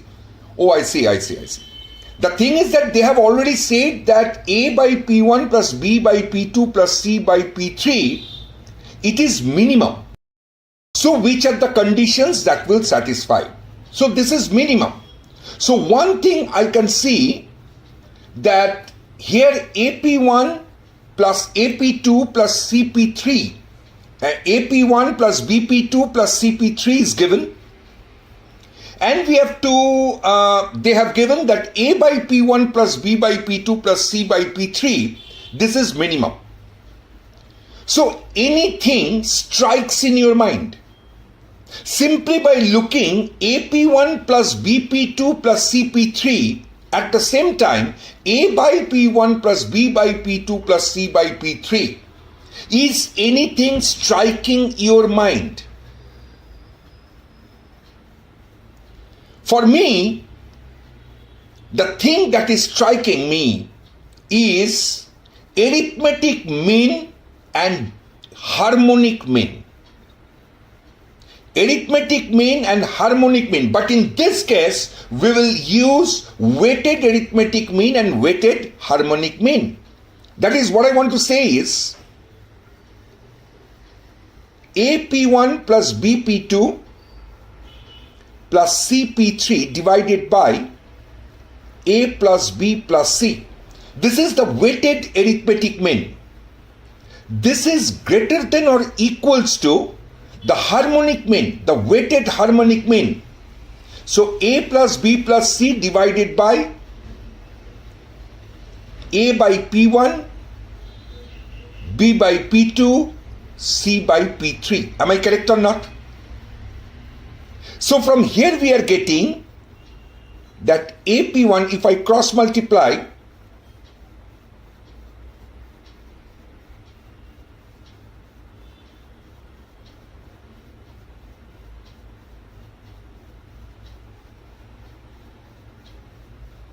I have simply cross multiplied. So I got this. Now you tell me, we have already got the value of this expression is 2K. Therefore,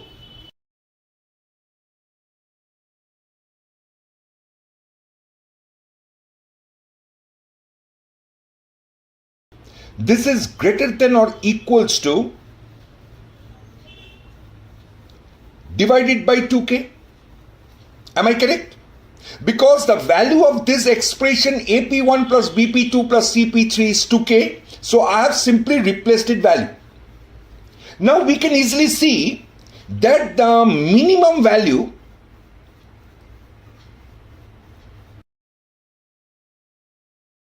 of A by P1 plus B by P2 plus C by P3, the minimum value is coming to A plus B plus C whole square divided by 2K. Is it clear? Now, can you tell me when this this expression will take the minimum value? When? That is, when this inequation will take the equality sign. It will take the equality sign when P1 will be equals to P2 will be equals to P3. If you have not learned this thing, please go for sequence and series.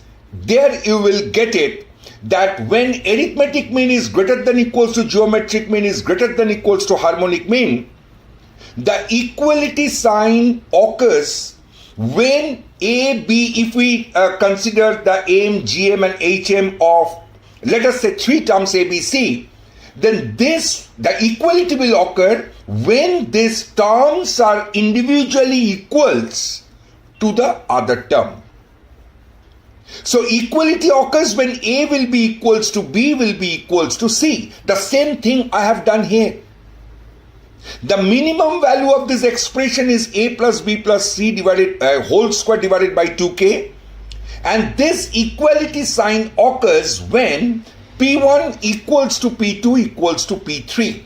Am I correct or not? Let us say for a time being that this is nothing but R. So what we are getting basically, the minimum value is A plus B plus C divided by R. The minimum value of this expression is this. This is actually equals to this because P1, P2, P3 are same. And this minimum expression, the value of the minimum expression is, isn't it so? Therefore, what does your R comes to? R is coming to 2k by A plus B plus C. Am I correct or not? Therefore, we will write that your P1 equals to P2 equals to P3, which is equals to 2k over A plus B plus C. That's it. Right? Therefore, your option C is correct. Option C is correct. Now, moreover, for assuming that A by P1 plus B by P2 plus C by P3 is minimum, we have taken that P1 equals to P2 equals to P3. Now, what is P1, P2 and P3? These are the perpendicular distances from point P inside the triangle. As P1 equals to P2 equals to P3, so we will definitely say that your point P is nothing but the incenter of this triangle. Am I correct? Therefore, your option A is also correct. A is the incenter of the triangle ABC. Now, option A eventually speaks of option B. That is, P is equidistant to all of the 3 sides of the triangle. Is it not correct? As P1 equals to P2 equals to P3, which is nothing but the perpendicular distances from the point P from the sides of the triangle, hence all the sides are equidistant from the point P. Hence, your option A, as P is your incenter, so option A, option B, as well as option C are correct. Now, P is the orthocenter of triangle ABC. As they have not said anything about the triangle, hence its incenter and orthocenter cannot be the same point. Orthocenter and incenter are the same point when it is an equilateral triangle. But they have not said anything regarding the nature of the triangle. Therefore, P is not the right answer. Is it clear?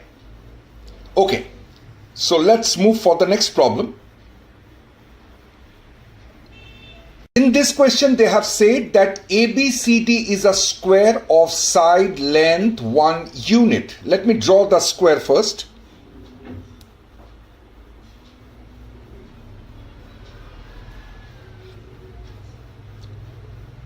It is our ABCD. Now P and Q are the points on AB and BC. So let us say this is P and this is Q. Angle PDQ is 45. So if I join these 2 points,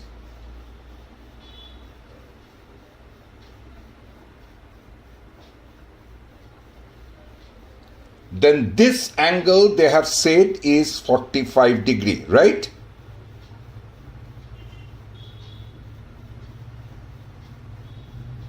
Now let me join PQ.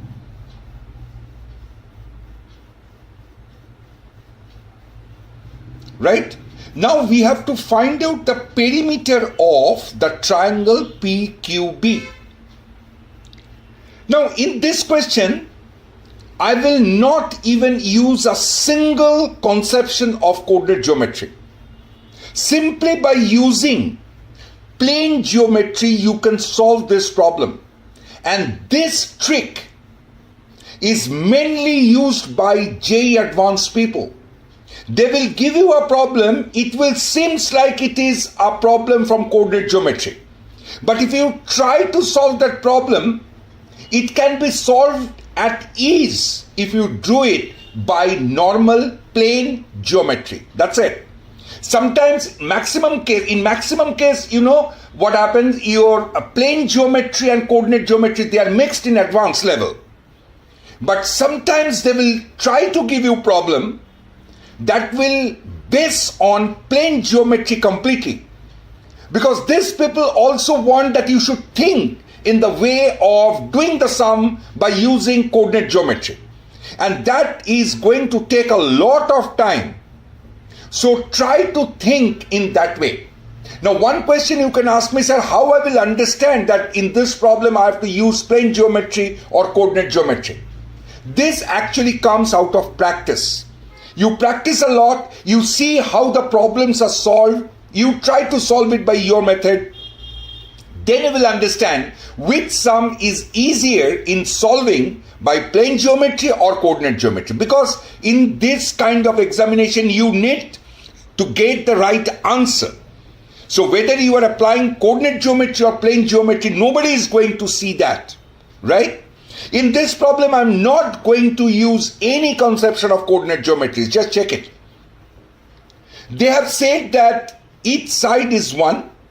So let me say this length is x. This is 1. So naturally this PB, this length will be 1 minus x. Again, let us say this length is y. So this one will be 1 minus y.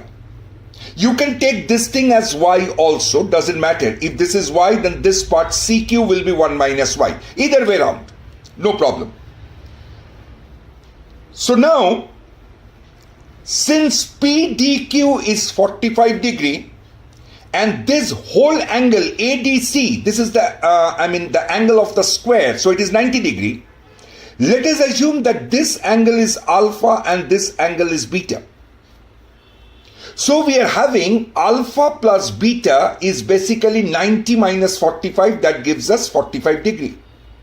Is it clear? Now if I take tan on both sides, what we are getting? So this one will give us tan alpha plus tan beta.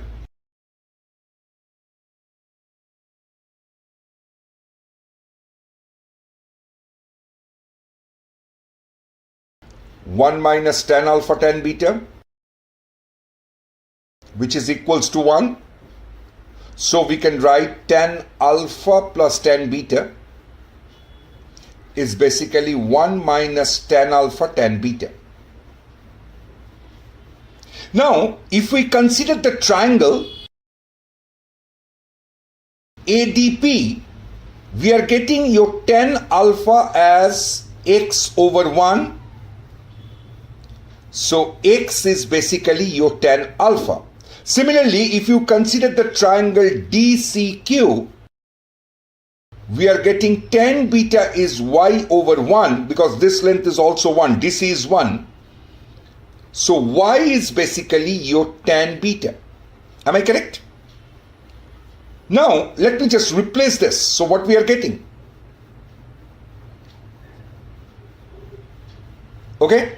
So this relation I got from the given condition. Now let us straight away come to the question that we need to find out the perimeter of PBQ. What is the perimeter of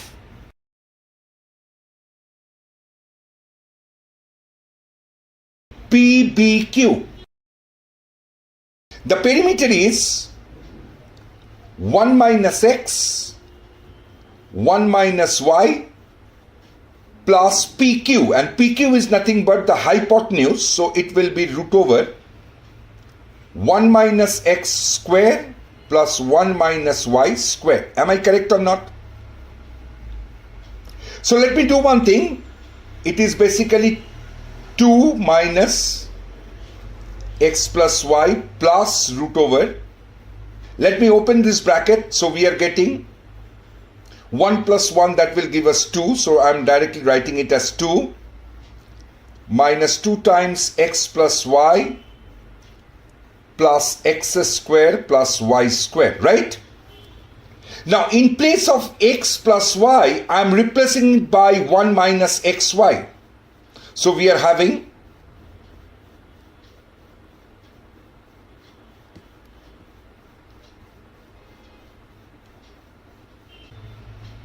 no, in this way you will not get it, because x and y both will be involved in the perimeter. So let me do one thing. From this equation, let me find out what is my y.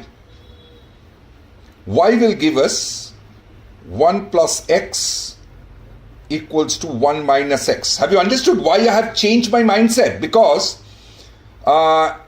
in the perimeter, you are having both x and y, and no other conditions are given. So naturally, your x has to be it should get cancelled during solving the problem. But if there are two variables, it will be difficult for us to cancel it.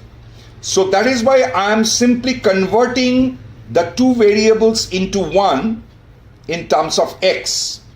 So let me just erase this portion. So what I will do,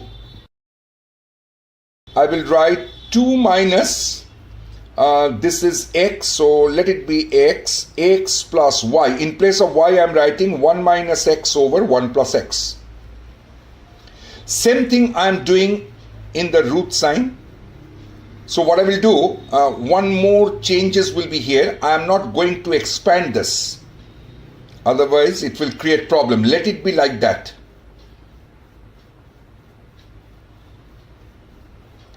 And let me just replace this y by that we got. It's 1 minus x by 1 plus x whole square. Is it clear? Now you see how simple the calculation will be.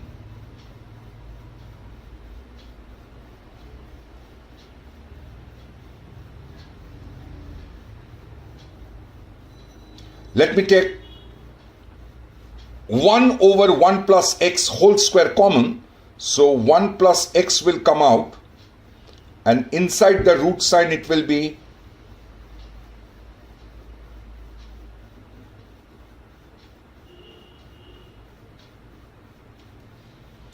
okay. So from here I can do another thing. I can take 1 minus x whole square common. Now again I have done one mistake. This calculation is wrong actually. I'm telling you why. Because you can all see that 1 minus x square, and this one will be 1 minus y, and y is 1 minus x over 1 plus x, right? So in this case you are getting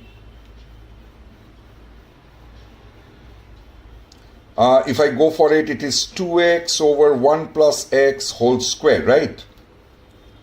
Now, if I take this thing outside, so you are having x square plus 1 by x plus 1 plus, take 1 by 1 plus x whole square common. So outside it will be x plus 1, and inside it will be 1 minus x whole square, 1 plus x whole square plus 4x square, right? So it is coming like 2 minus x square plus 1 by x plus 1 plus 1 by x plus 1, and this thing is coming to 1 minus x square whole square plus 4x square. So this path is coming to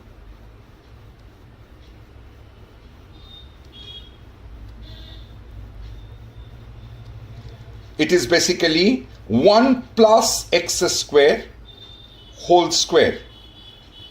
So this will give us 2 minus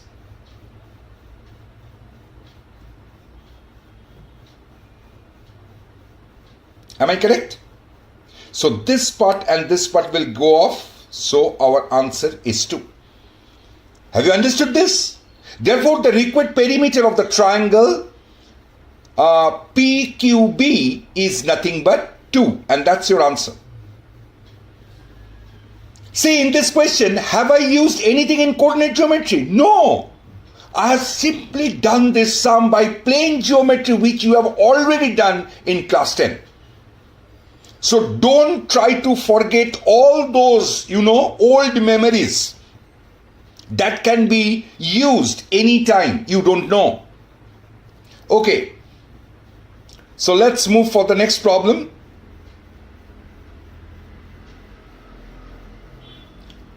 The question is, the equation of the sides AB, BC and CA of the triangle ABC are this. Okay, so let me just draw the triangle first. So this is my triangle. It is my ABC.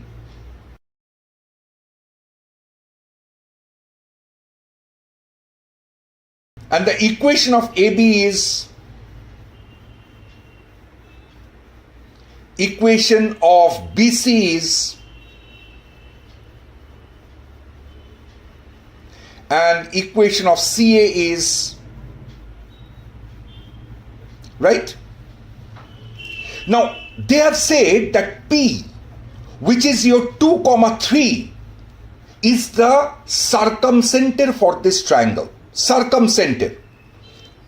Okay, let us say the circumcenter be this. This is my point P. Now, how you get circumcenter?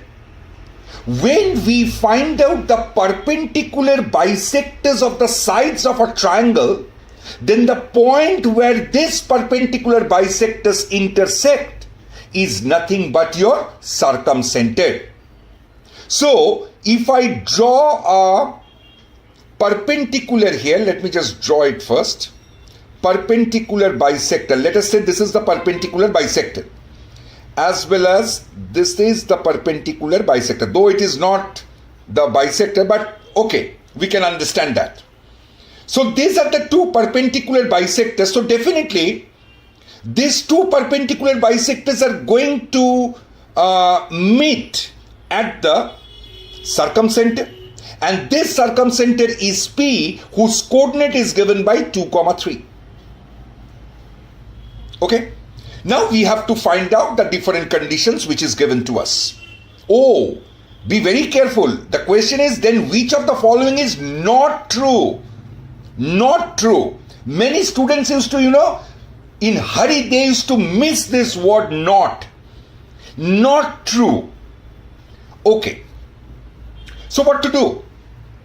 See, as this one is the perpendicular bisector of AC, this one is also the perpendicular bisector. Okay, so let me do one thing. First, we have been given the equation of two sides.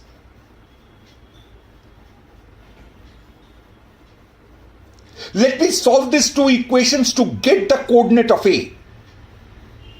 If I simply add,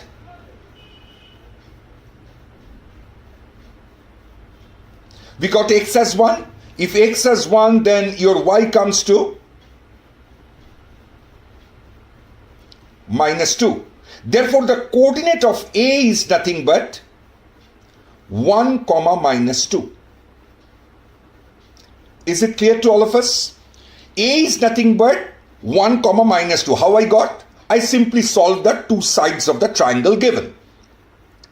Now, let me just give a name. Let us say this is my PM and this is my PN.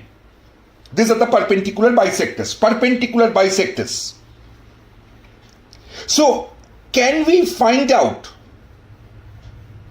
the vertex C of the triangle ABC? Can we find out the vertex C of the triangle ABC? How to find it out? For that, let me do one thing.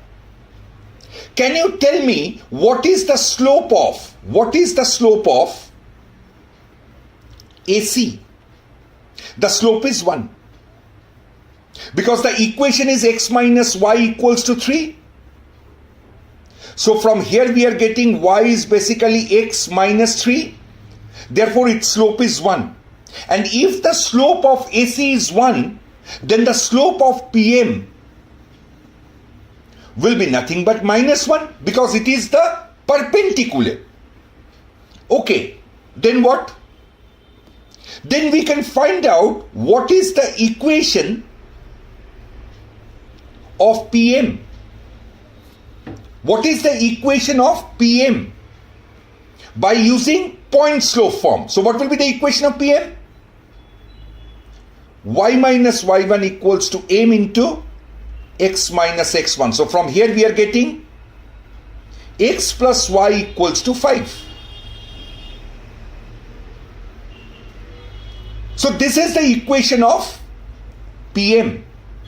Now in the similar fashion, I can find out what is the equation of the perpendicular bisector PN.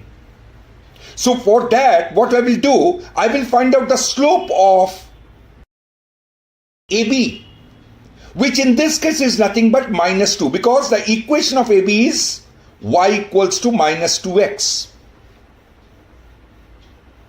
If the slope of AB is minus 2, then what is the slope of PN? It is half. Therefore, what is the equation of PN? It will give us y minus y1 m into x minus x1. So from here we are getting, so x minus 2y plus 4 equals to 0. That's it. This is the equation of PN. Now, can we find out the coordinate of C? Yes. How? By using the properties of the image. As your PM is the perpendicular bisector, therefore C will be nothing but the image of point A with respect to the line mirror PM. Getting my point? See how we will find out C. C is basically the image of A with respect to the line mirror PM, as PM is the perpendicular bisector. Otherwise it will never happen.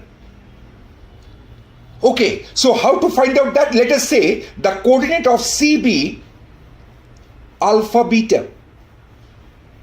So you will write alpha minus, you know the coordinate of A, which is 1 comma minus 2. So alpha minus 1 over equation of PM is x plus y equals to m, this one. So by 1, beta plus 2 by 1 equals to minus 2, 1 minus 2 minus 5 divided by 1 square plus 1 square. This is the shortcut formula for finding out the image of any point with respect to a line mirror. That's exactly what I have used here, nothing else.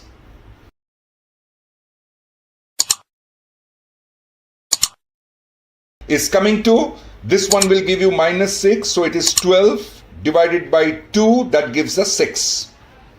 Right? So from here we are getting alpha is 7 and beta is 4. Okay? So what is the coordinate of C? The coordinate of C becomes 7, 4. Right? The same method I will use for the perpendicular bisector PN to find out its image B. Getting my point?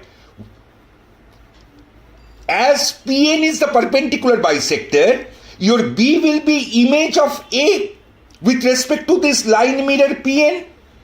You know the equation of PN. This is x minus 2y plus 4. So let us say the coordinate of BB, what we take? Let us say x comma y. Chalo. Let us say x comma y. So it will be what? Again I am applying the shortcut formula for finding out the image.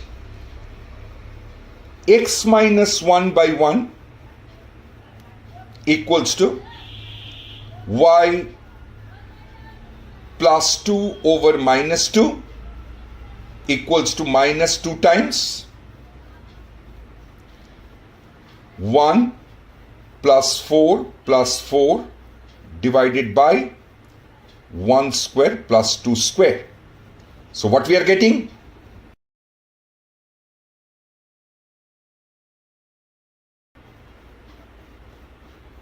This is 8, 9, 18 over 5. So we are getting x as 1 minus 18 over 5. That gives us minus 13 over 5. And what about y? Y plus 2 gives us 36 over 5. So from here we are getting y as 26 over 5. Therefore, the coordinate of B becomes what? The coordinate of B becomes minus 13 over 5, 26 over 5. That's it. Is this clear?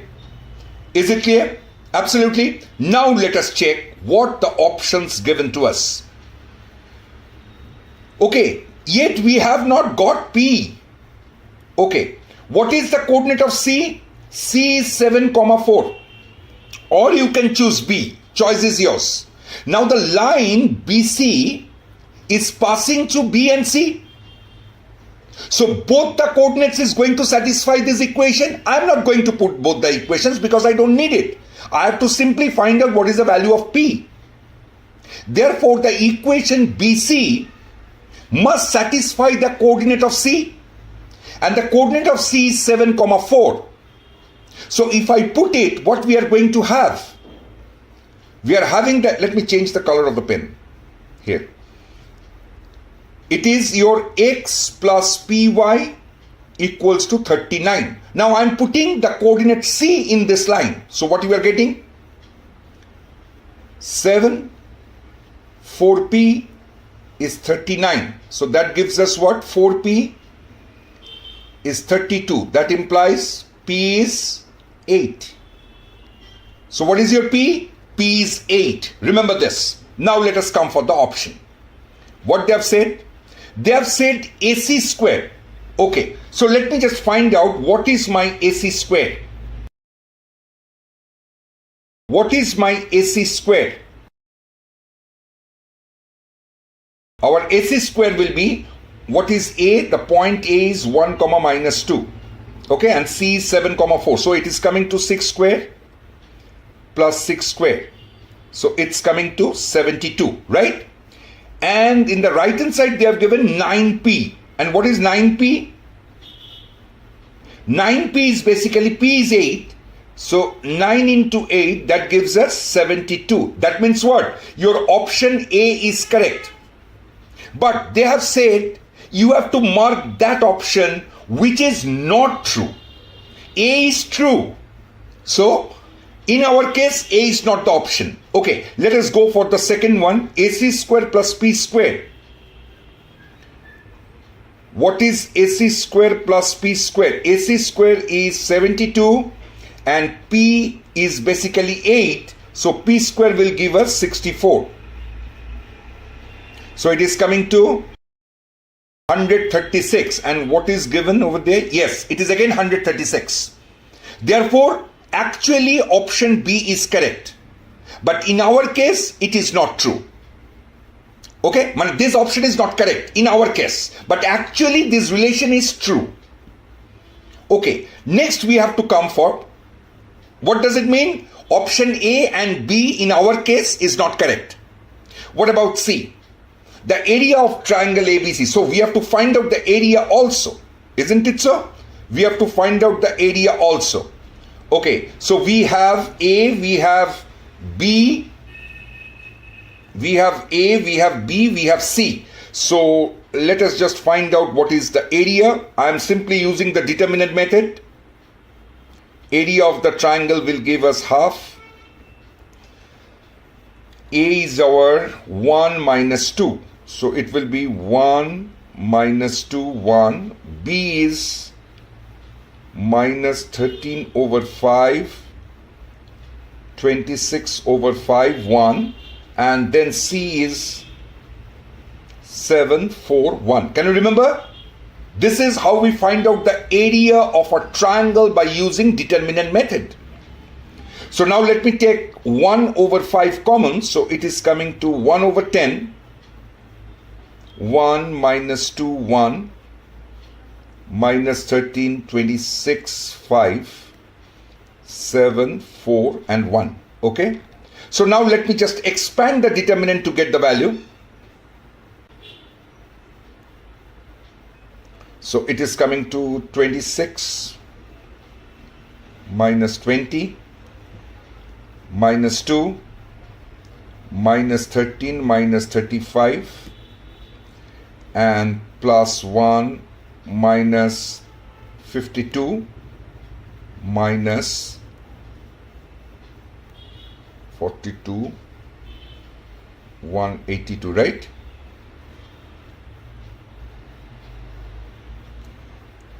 So this is coming to 1 over 10. This is actually coming to 6.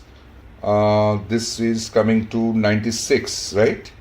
96, and this one is coming to 234. So basically we are having modular sign is definitely there. So 1 over 10. This is coming like minus 90 minus 234. So that gives us 1 over 10, and this is coming like 324, right? 324. So that gives us 32.4. Is it clear? Therefore, the area of the triangle is coming to 32.4. That is, option C is also correct, because the area is 32.4, which is very much lying in this given region. Yes, it is correct. Therefore, the only option which is not correct is the area of the triangle is lying between 34 and 38, because the area is 32.4. Therefore, it is not falling in the range given in option D. Hence, our option D is correct for this problem. Is it clear to everyone? Option D is correct for this problem. Okay, so let's move for the next problem.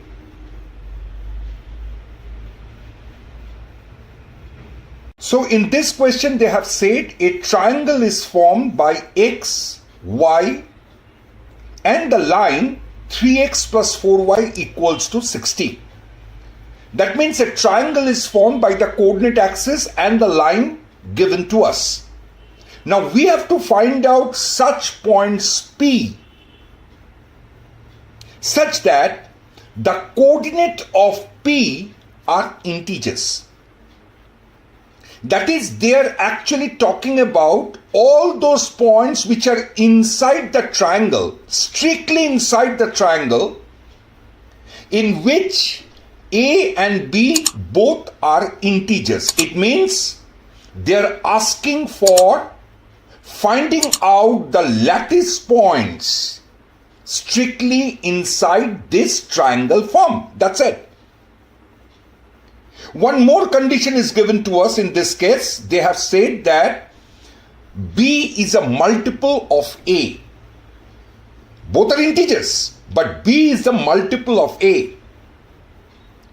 That is, your point P will be something like this. If the axis of the point is A, then your ordinate is lambda A, where again your lambda belongs to an integer. Is it clear? Now, the equation of the line given to us is 3x plus 4y equals to 60. And let me write this equation in the intercept form. So we are having x over 20 plus y over 15 equals to 1. So let us try to find out, to draw this line along with the x and the y axis.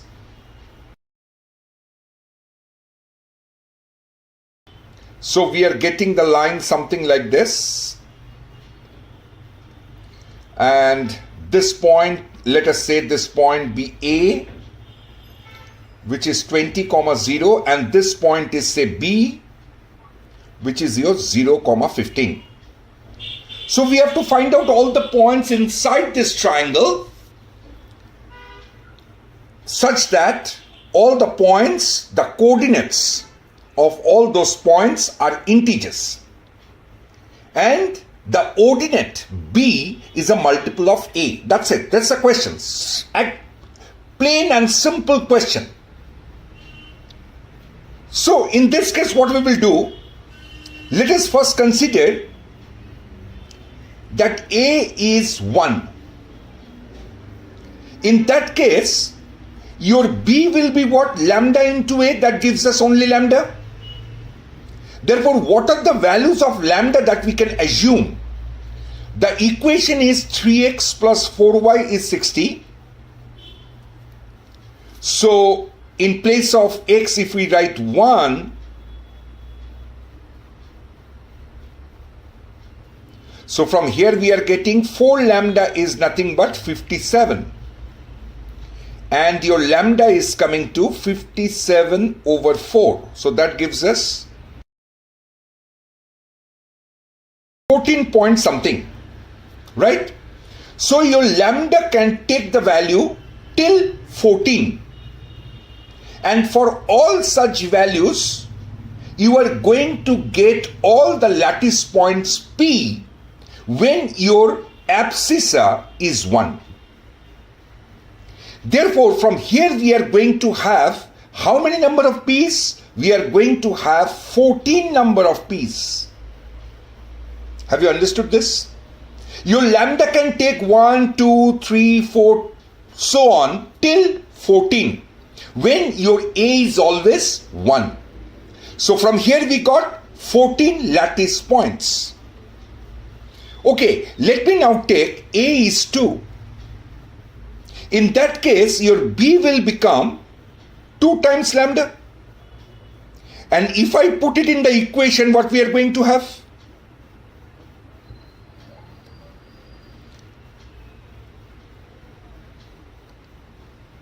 So from here we are getting 8 lambda is 54.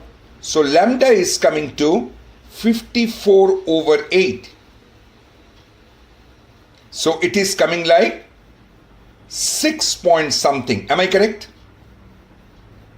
So here your lambda can take the value till 6. Means your lambda can be 1, 2, 3, 4, 5, 6. That's it.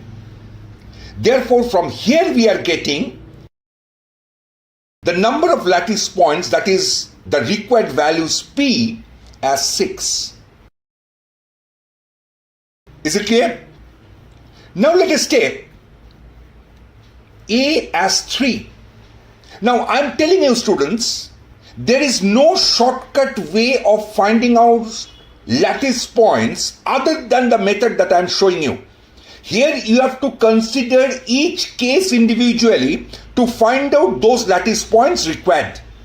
Okay? There is no shortcut way of doing this sum. So if A is 3, then your B is taking the value lambda A, that is 3 times lambda. Okay? So let me put it in the equation.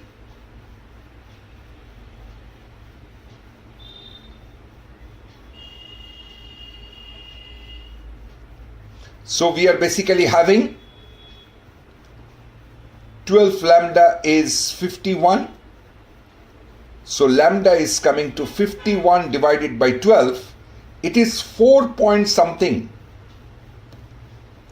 It means that your lambda can take the value 1, 2, 3 and 4. Therefore, we are having 4 such lattice points. Let us consider A is 4. So your B in that case will take 4 lambda. And if I put it in the equation, we are going to have 12 plus 16 lambda is 60. So from here we are getting lambda is 48 over 16. Am I correct?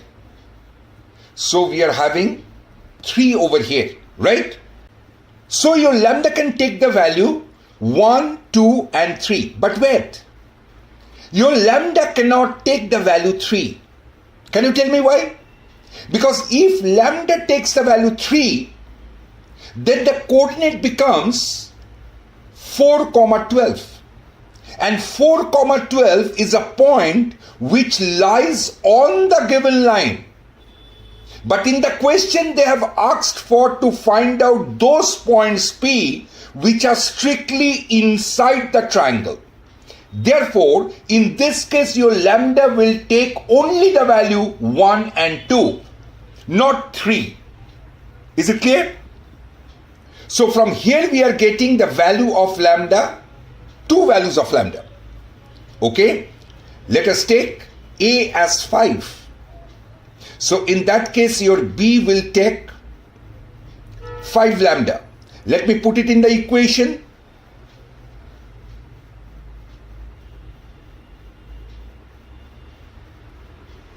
Your Y is basically 5 lambda. So this gives us 20 lambda equals to 60. So from here we are having 20 lambda is 45. So lambda is coming to 45 over 20, that is 2 point something. Lambda is coming to 2 point something. Therefore, the values of lambda it can take is 1 and 2. So from here we are getting again 2 such lattice points. Now let us take A equals to 6. In that case your B will take 6 lambda. And if I put it in the equation, so it's 18 plus 24y is 60. So that gives us 24y is 42. So from here we are getting y. Why I'm writing y? Come on. It has to be lambda. This is y, but this is lambda. Okay, so this is your 4y is 60 and this is 24 lambda. So from here we are getting 24 lambda is 42.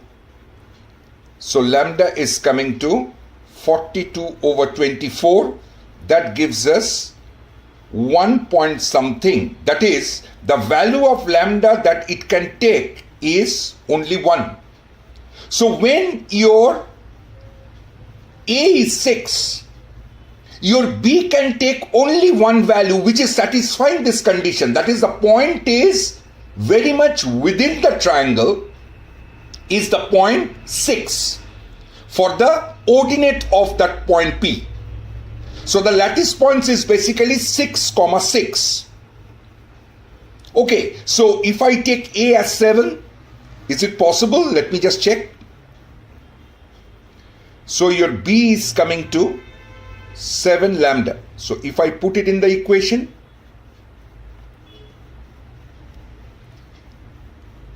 (21) 28 lambda is 60. So 28 lambda is coming to 39.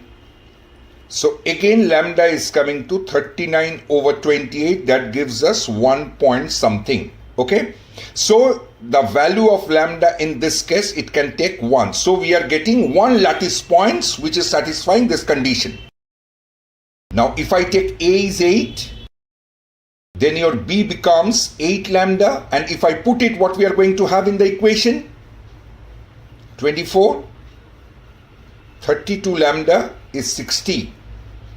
So 32 lambda gives us 60 minus 24, that is, 36. Yes or no? It is coming to 36. So your lambda is coming to 36 over 32, that is again 1 point something. So again we are getting from here, the value of lambda will be only 1, and again we are getting one such lattice points.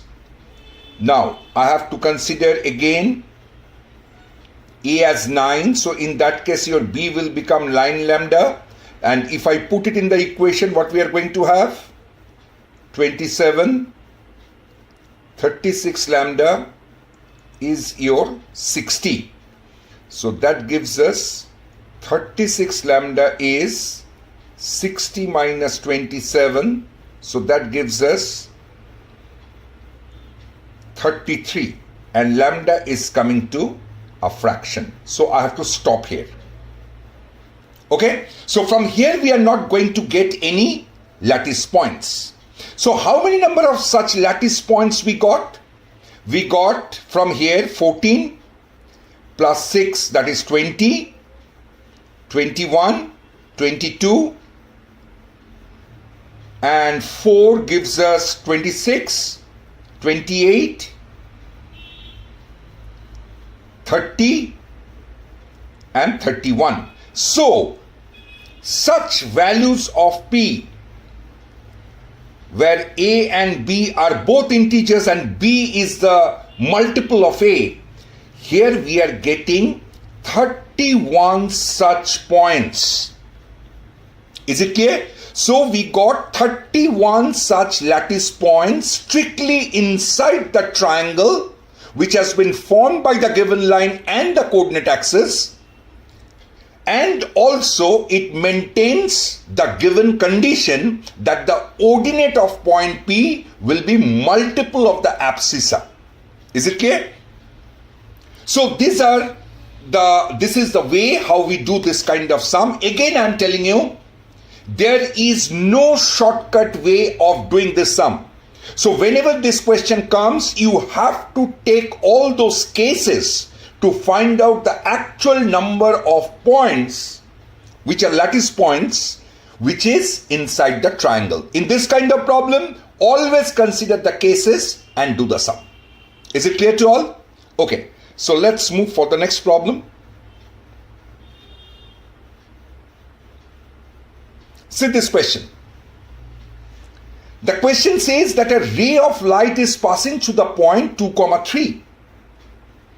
So let me just draw the line first. Let me just read a line more. Reflects on the x-axis at a point A. Okay. So this is my x-axis and the point is P. A line is coming from this point and gets reflected here and it goes like this. Okay, this point is basically your A. This point is basically A. Am I correct? This point is A. And your point P is on the incident ray. This is 2, 3. Now it comes here. This is my x-axis. This is the x-axis. And the reflected ray passes through the point 5, 4. Okay. So let us say this is my point Q, which is 5, 4. Let R be a point that divides the line segment AQ internally in the ratio 2:1. So this point is basically my R, which divides the line AQ in the ratio 2:1. Let the coordinates of the foot of the perpendicular aim from R on the bisector of the angle PAQ. Okay, so let me just draw the bisector of PAQ. This is this line.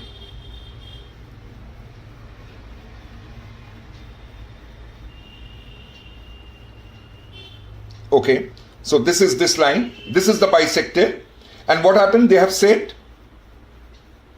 the foot of the perpendicular from M. Where is M?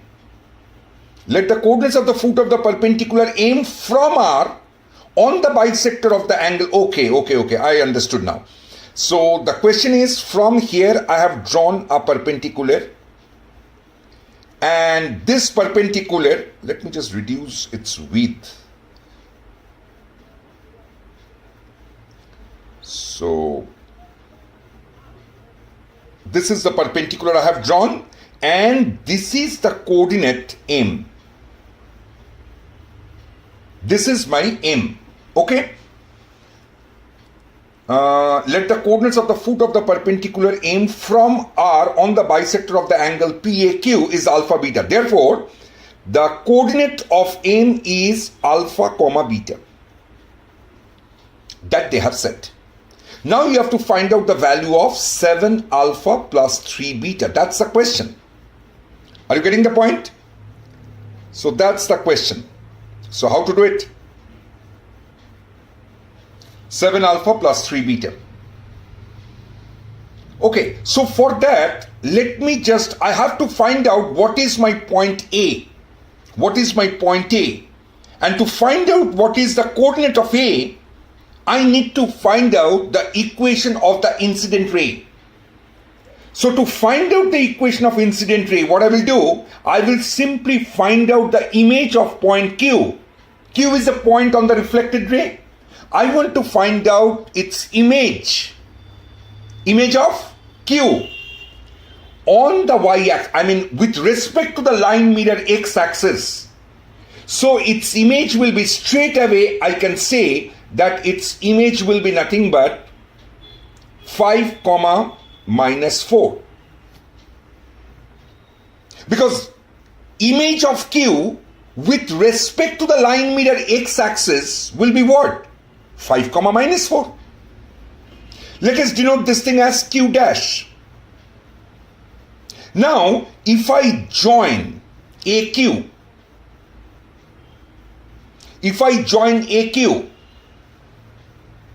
then what will be the equation of?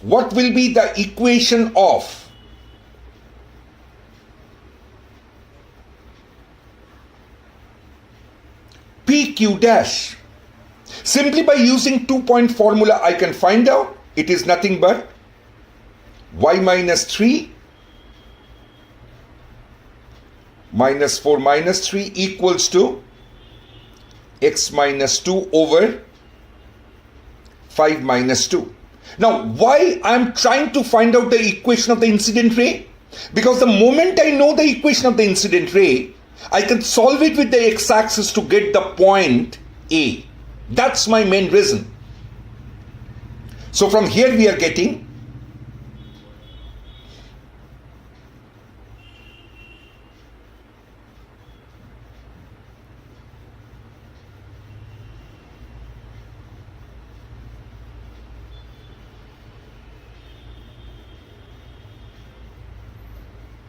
Is it clear?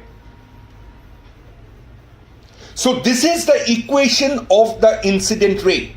Now where it is touching the x-axis, put y equals to 0. If I put y equals to 0, we are getting x as 23 over 7.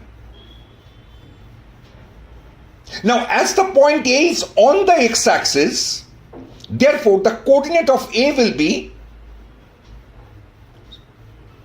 23 over 7 comma 0. Now I want to find out the coordinate of R.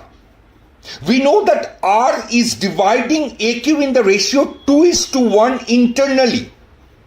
Therefore, the coordinate of R will be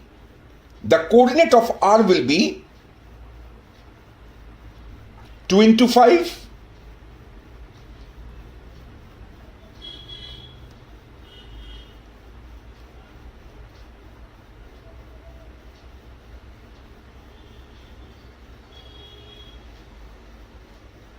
So your R is coming to 2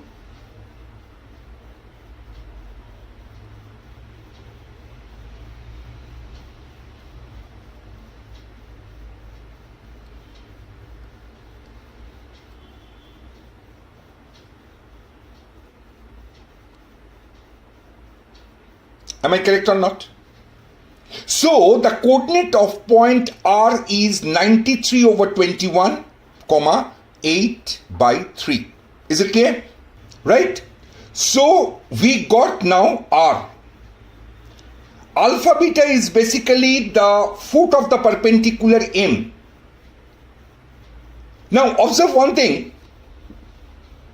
Since I have drawn the perpendicular from R on the angle bisector, now the angle bisector will be definitely, that is, let me just give a name, AM, it is already given. AM is basically perpendicular on the x-axis.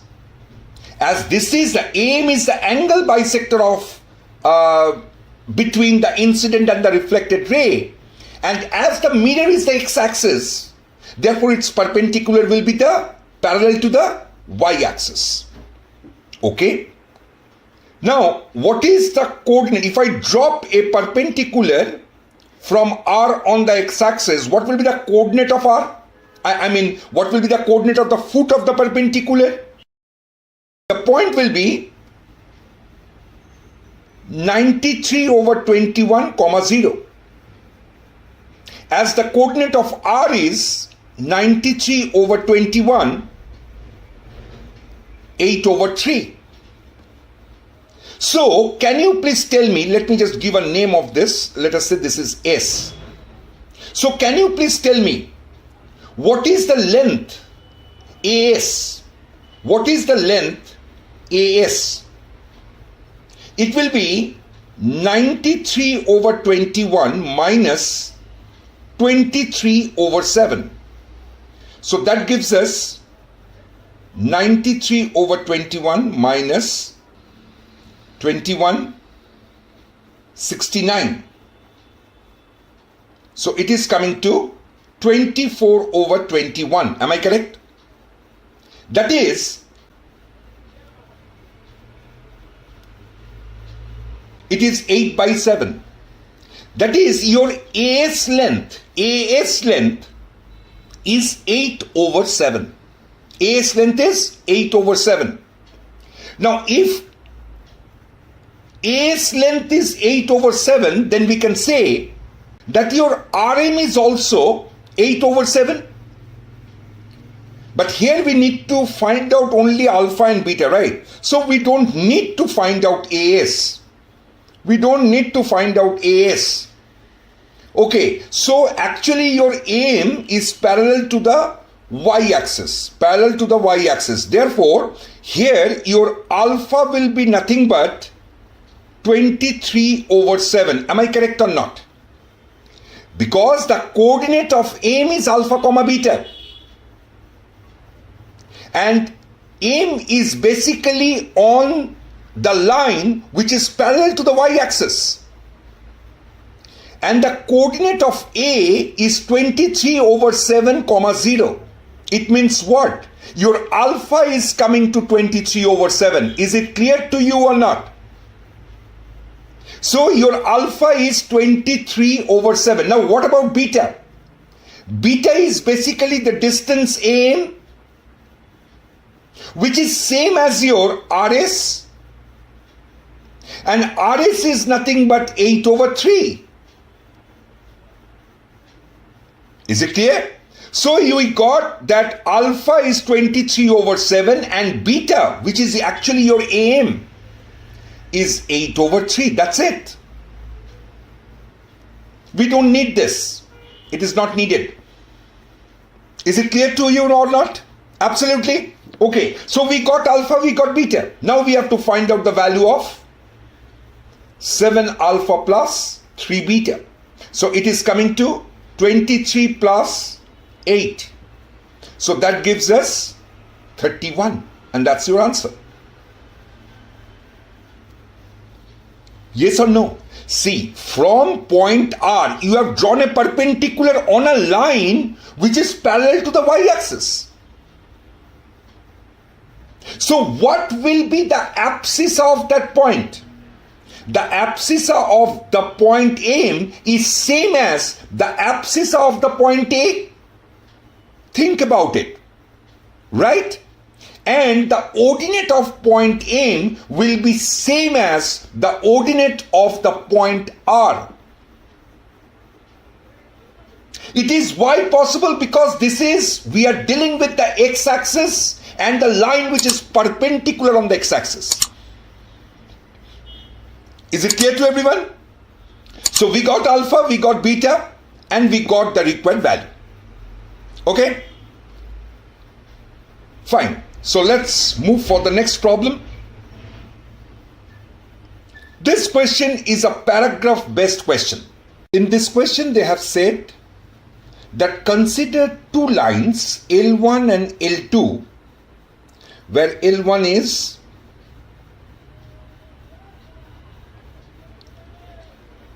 root 2x plus y minus 1 equals to 0 and L2 is root 2x minus y plus 1 equals to 0. Now for a fixed constant lambda, let C be the locus of a point. C is what? It is the locus of the point P such that the product of the distance of P from L1 and the distance of P from L2 is lambda square. Okay? So what they're saying actually,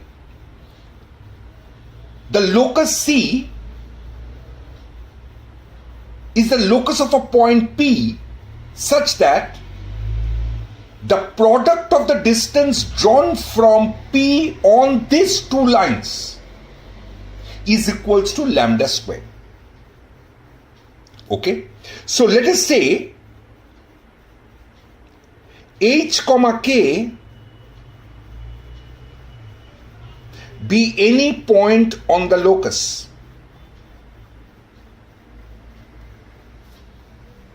Is it clear? H comma K be any point on the locus. So what is the perpendicular distance on L1?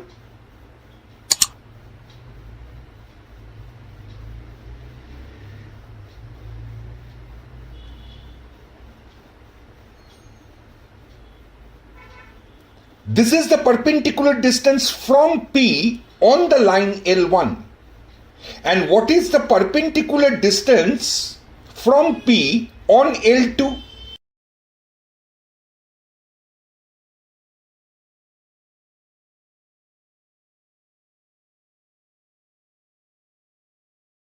Yes or no?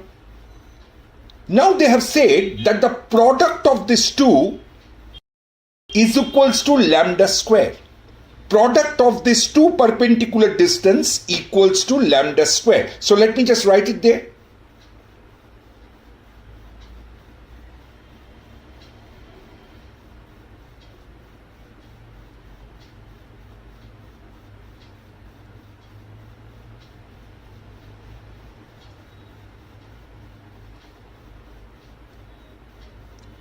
This is your lambda square.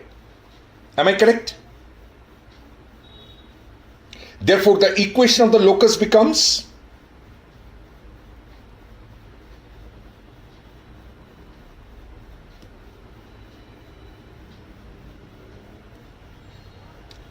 therefore we can write the equation of locus. Locus means this locus is for which locus? This is the locus C for the point P. So locus C is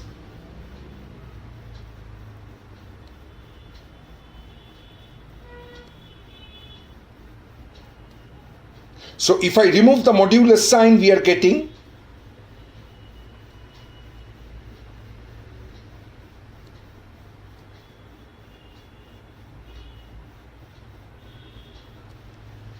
okay. So this is the locus.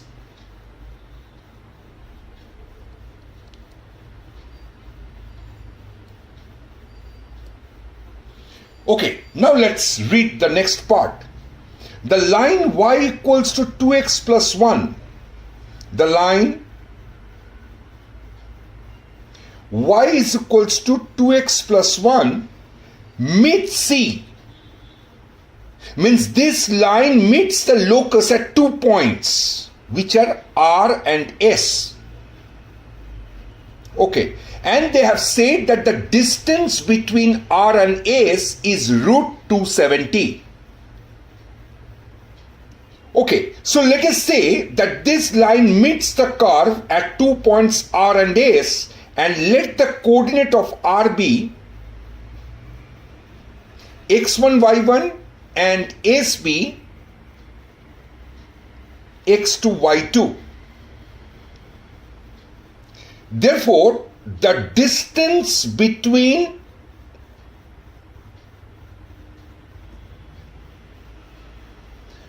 RS is basically root over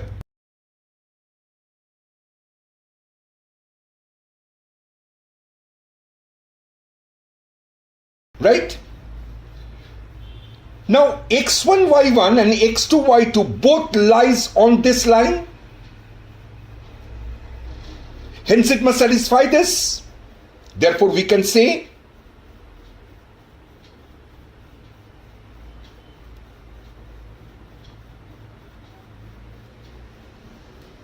now if I subtract these two equations, we are going to have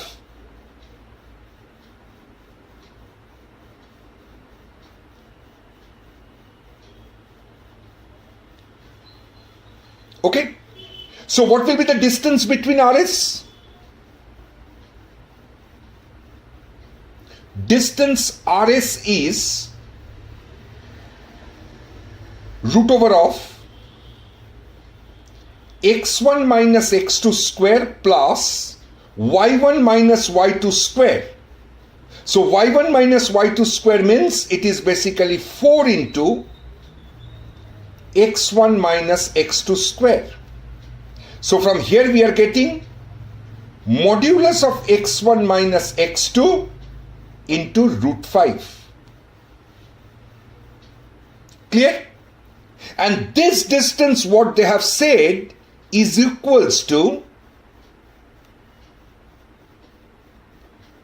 root 270, if I am not wrong. Yeah, it's root 270. Is it clear? So now we have to find out what is modulus of x1 minus x2. Okay, so the line y equals to 2x plus 1, it intersects this equation of the locus C. So let me try to solve this. So we are getting, if I put y equals to 2x plus 1 in this equation, we are having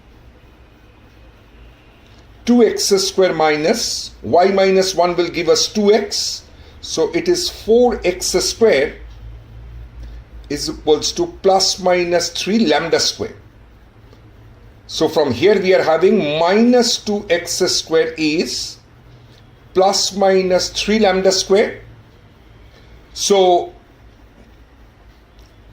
I cannot write this thing as 2x square equals to minus plus 3 lambda square. We can write in this way, but 2x square cannot be equals to minus 3 lambda square, otherwise x will become imaginary. So 2x square is basically 3 lambda square. So from here we are getting x square is 3 over 2 lambda square, implies x is coming to plus minus root 3 over 2 lambda. Okay. So the two values of x that we got is x1 and x2.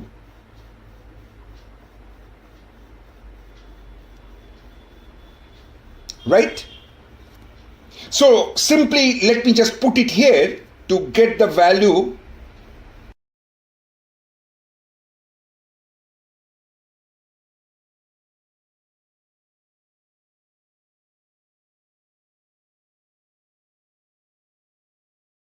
So from here we are having modulus of 2 times root 3 over 2 lambda, and this is 270 divided by 5. So this is basically root 6 lambda. Let me square both sides. So we are having, so this thing will give us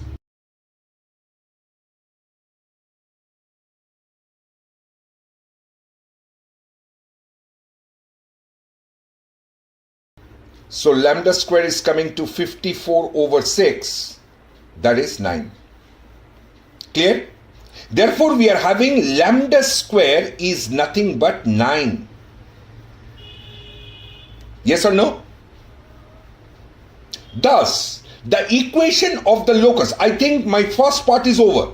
For this question, they have asked to find out the value of lambda square, and the value of lambda square in this case is 9. But it's a paragraph type question, so I have another question also in connection to this paragraph. So therefore, the equation of the locus will be what? 2x square minus is basically plus minus 27. Okay? So that's the equation of the locus which I got. And in this part of the paragraph, they have asked to find out lambda square. So we got the answer.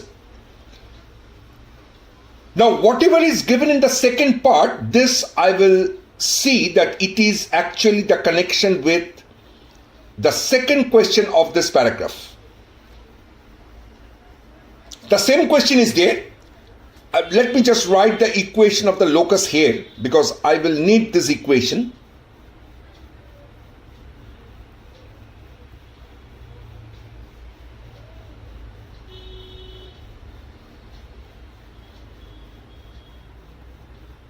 This is the equation of the locus. Okay.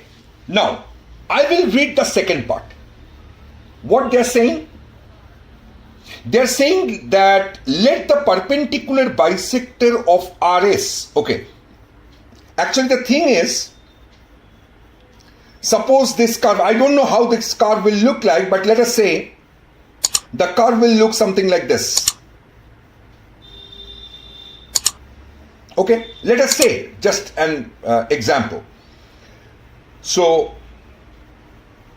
like this also you can assume. I don't know how the curve will be and I don't need to do that. So now I am having the curve, let us say the curve is something like this. I mean, this is the point which is your RLS. Okay, and let me just do one thing. Let us say the curve be like this or something like that. Okay, so now what they are saying, in this RS I am drawing a perpendicular bisector. Getting my point? I am drawing a perpendicular bisector on RS. Let me just draw it in a proper way, otherwise you people will not understand this. Let us say this is my RS and in this RS I have drawn a perpendicular bisector and this perpendicular bisector is intersecting the curve again at 2 points. Okay, let us say the curve will be something like this. Let us say like this. The perpendicular bisector on RS, it is intersecting the curve again at R dash S dash. Let us say this is R dash, this is S dash. This is my perpendicular bisector. This is what? Perpendicular bisector. Right?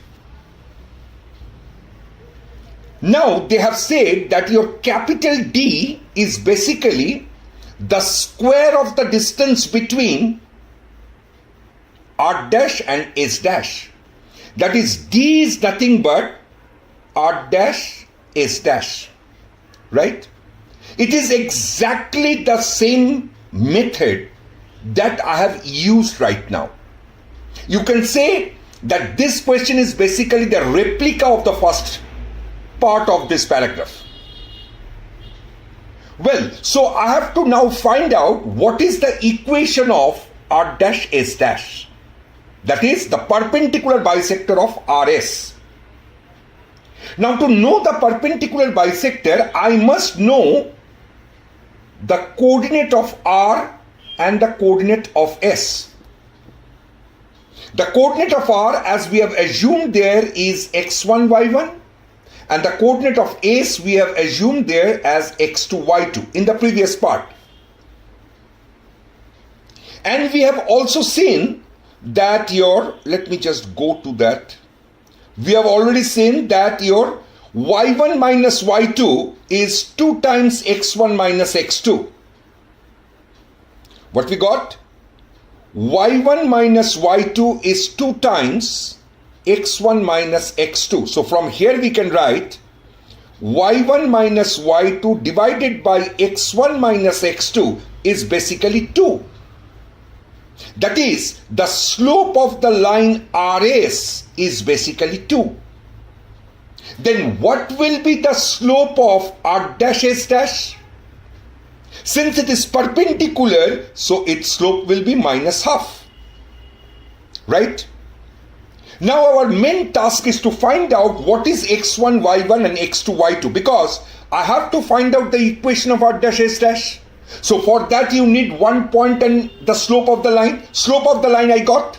So I now need the point through which that R dash S dash is passing. And we know that it is passing through the bisector point of RS. So I have to find out what is the bisector, what is the coordinate of that middle point of RS. For that you need to know R and S. So how to find out? Let me just refer to the previous part. We got x1 is this and x2 is this. So can you please tell me what will be your x1 plus x2 divided by 2? It will be nothing but 0. Am I correct? x1 plus x2 divided by 2 is 0. That is what? That is this point. Let me just give a name. Let us say this is T. So the abscissa of T is basically 0. Getting my point? Now I have to find out the ordinate of T. Okay, let us come back to this point. We are having y1 as, I'm writing it here, y1 as 2x1 plus 1 and y2 is 2x2 plus 1. So now if I add this two, what you are getting?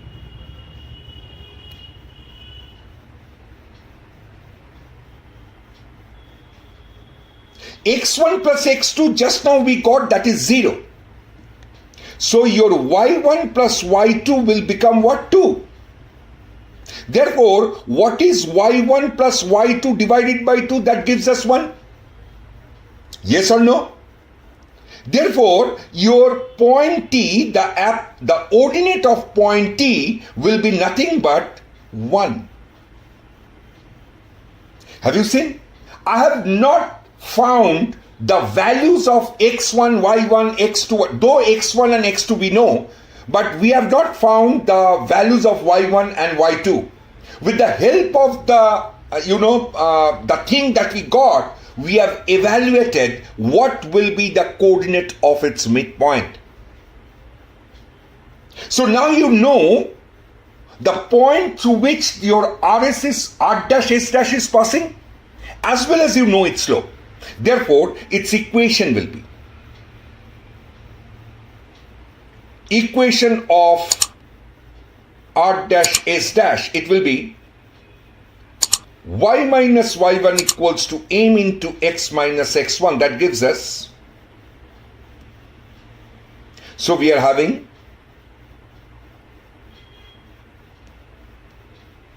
yes or no? This is what? This is the equation of the perpendicular bisector on RS. Now this line is intersecting at 2 points. and we have to find out the distance between them. So again, the same problem. Let us say this point be x3, y3 and s dash be x4, y4. As your x3, y3 and x4, y4 lie on this line r dash s dash, hence it must satisfy this. That is what I want to say. x3 plus 2y3, this will be equals to 2. And x4 plus 2y4, this will be again equals to 2. Now if we subtract, what we are going to have?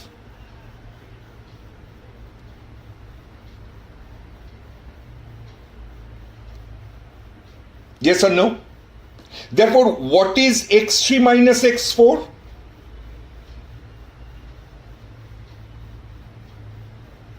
Right? Now, in the question they have said that your capital D is the square of the distance between R dash and S dash. So what will be your D? D is basically root over, not root over, because it is the square of the distance. So it will be x3 minus x4 whole square plus y3 minus y4 whole square. Yes? So in place of x3 minus x4, I am replacing this. So it is 4 times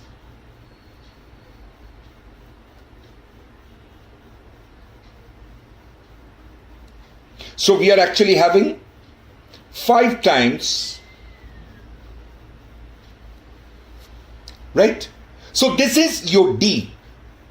And our main task now to find out D is to evaluate what is y3 minus y4. That's it. That's it. Now how to find out that?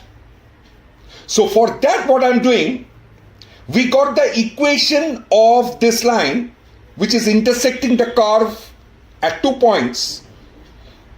So let me just solve the equation of the curve and this line. Okay? So if we solve it, what we are going to have? X is basically, from here we are getting x is basically 2 times 1 minus y. So let me just replace this in the equation. We are getting, our equation is 2x square minus is plus minus 27. Am I correct? Yeah. So in place of this x, I'm replacing it by 2 into 1 minus y. Have you understood what I'm doing? I'm simply solving these two equations. Why? To get the difference between their ordinates. That is y3 minus y4. Because that actually we are only stuck to find out the distance d in y3 minus y4. The moment we have y3 minus y4, everything is over. So in place of x, I am writing 2 times 1 minus y. So that gives us 4. 1 minus y whole square minus y minus 1 whole square is plus minus 27. So that gives us 7 times y minus 1 whole square is plus minus 27. So the square term is there. So naturally I have to reject the negative 1. So it will be 7 times y minus 1 whole square is basically 27. So from here we are getting y minus 1 whole square is basically root over of 27 over 7. So y is coming to 1 plus minus root over 27 over 7. Right? From here we are getting 2 values of y. These 2 values of y are nothing but y3 and y4.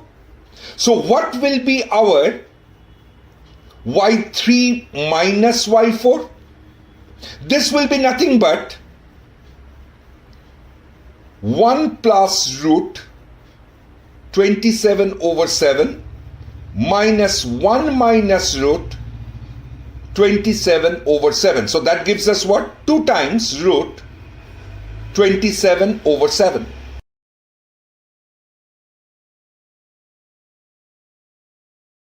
Is it clear to all? So we got y3 minus y4.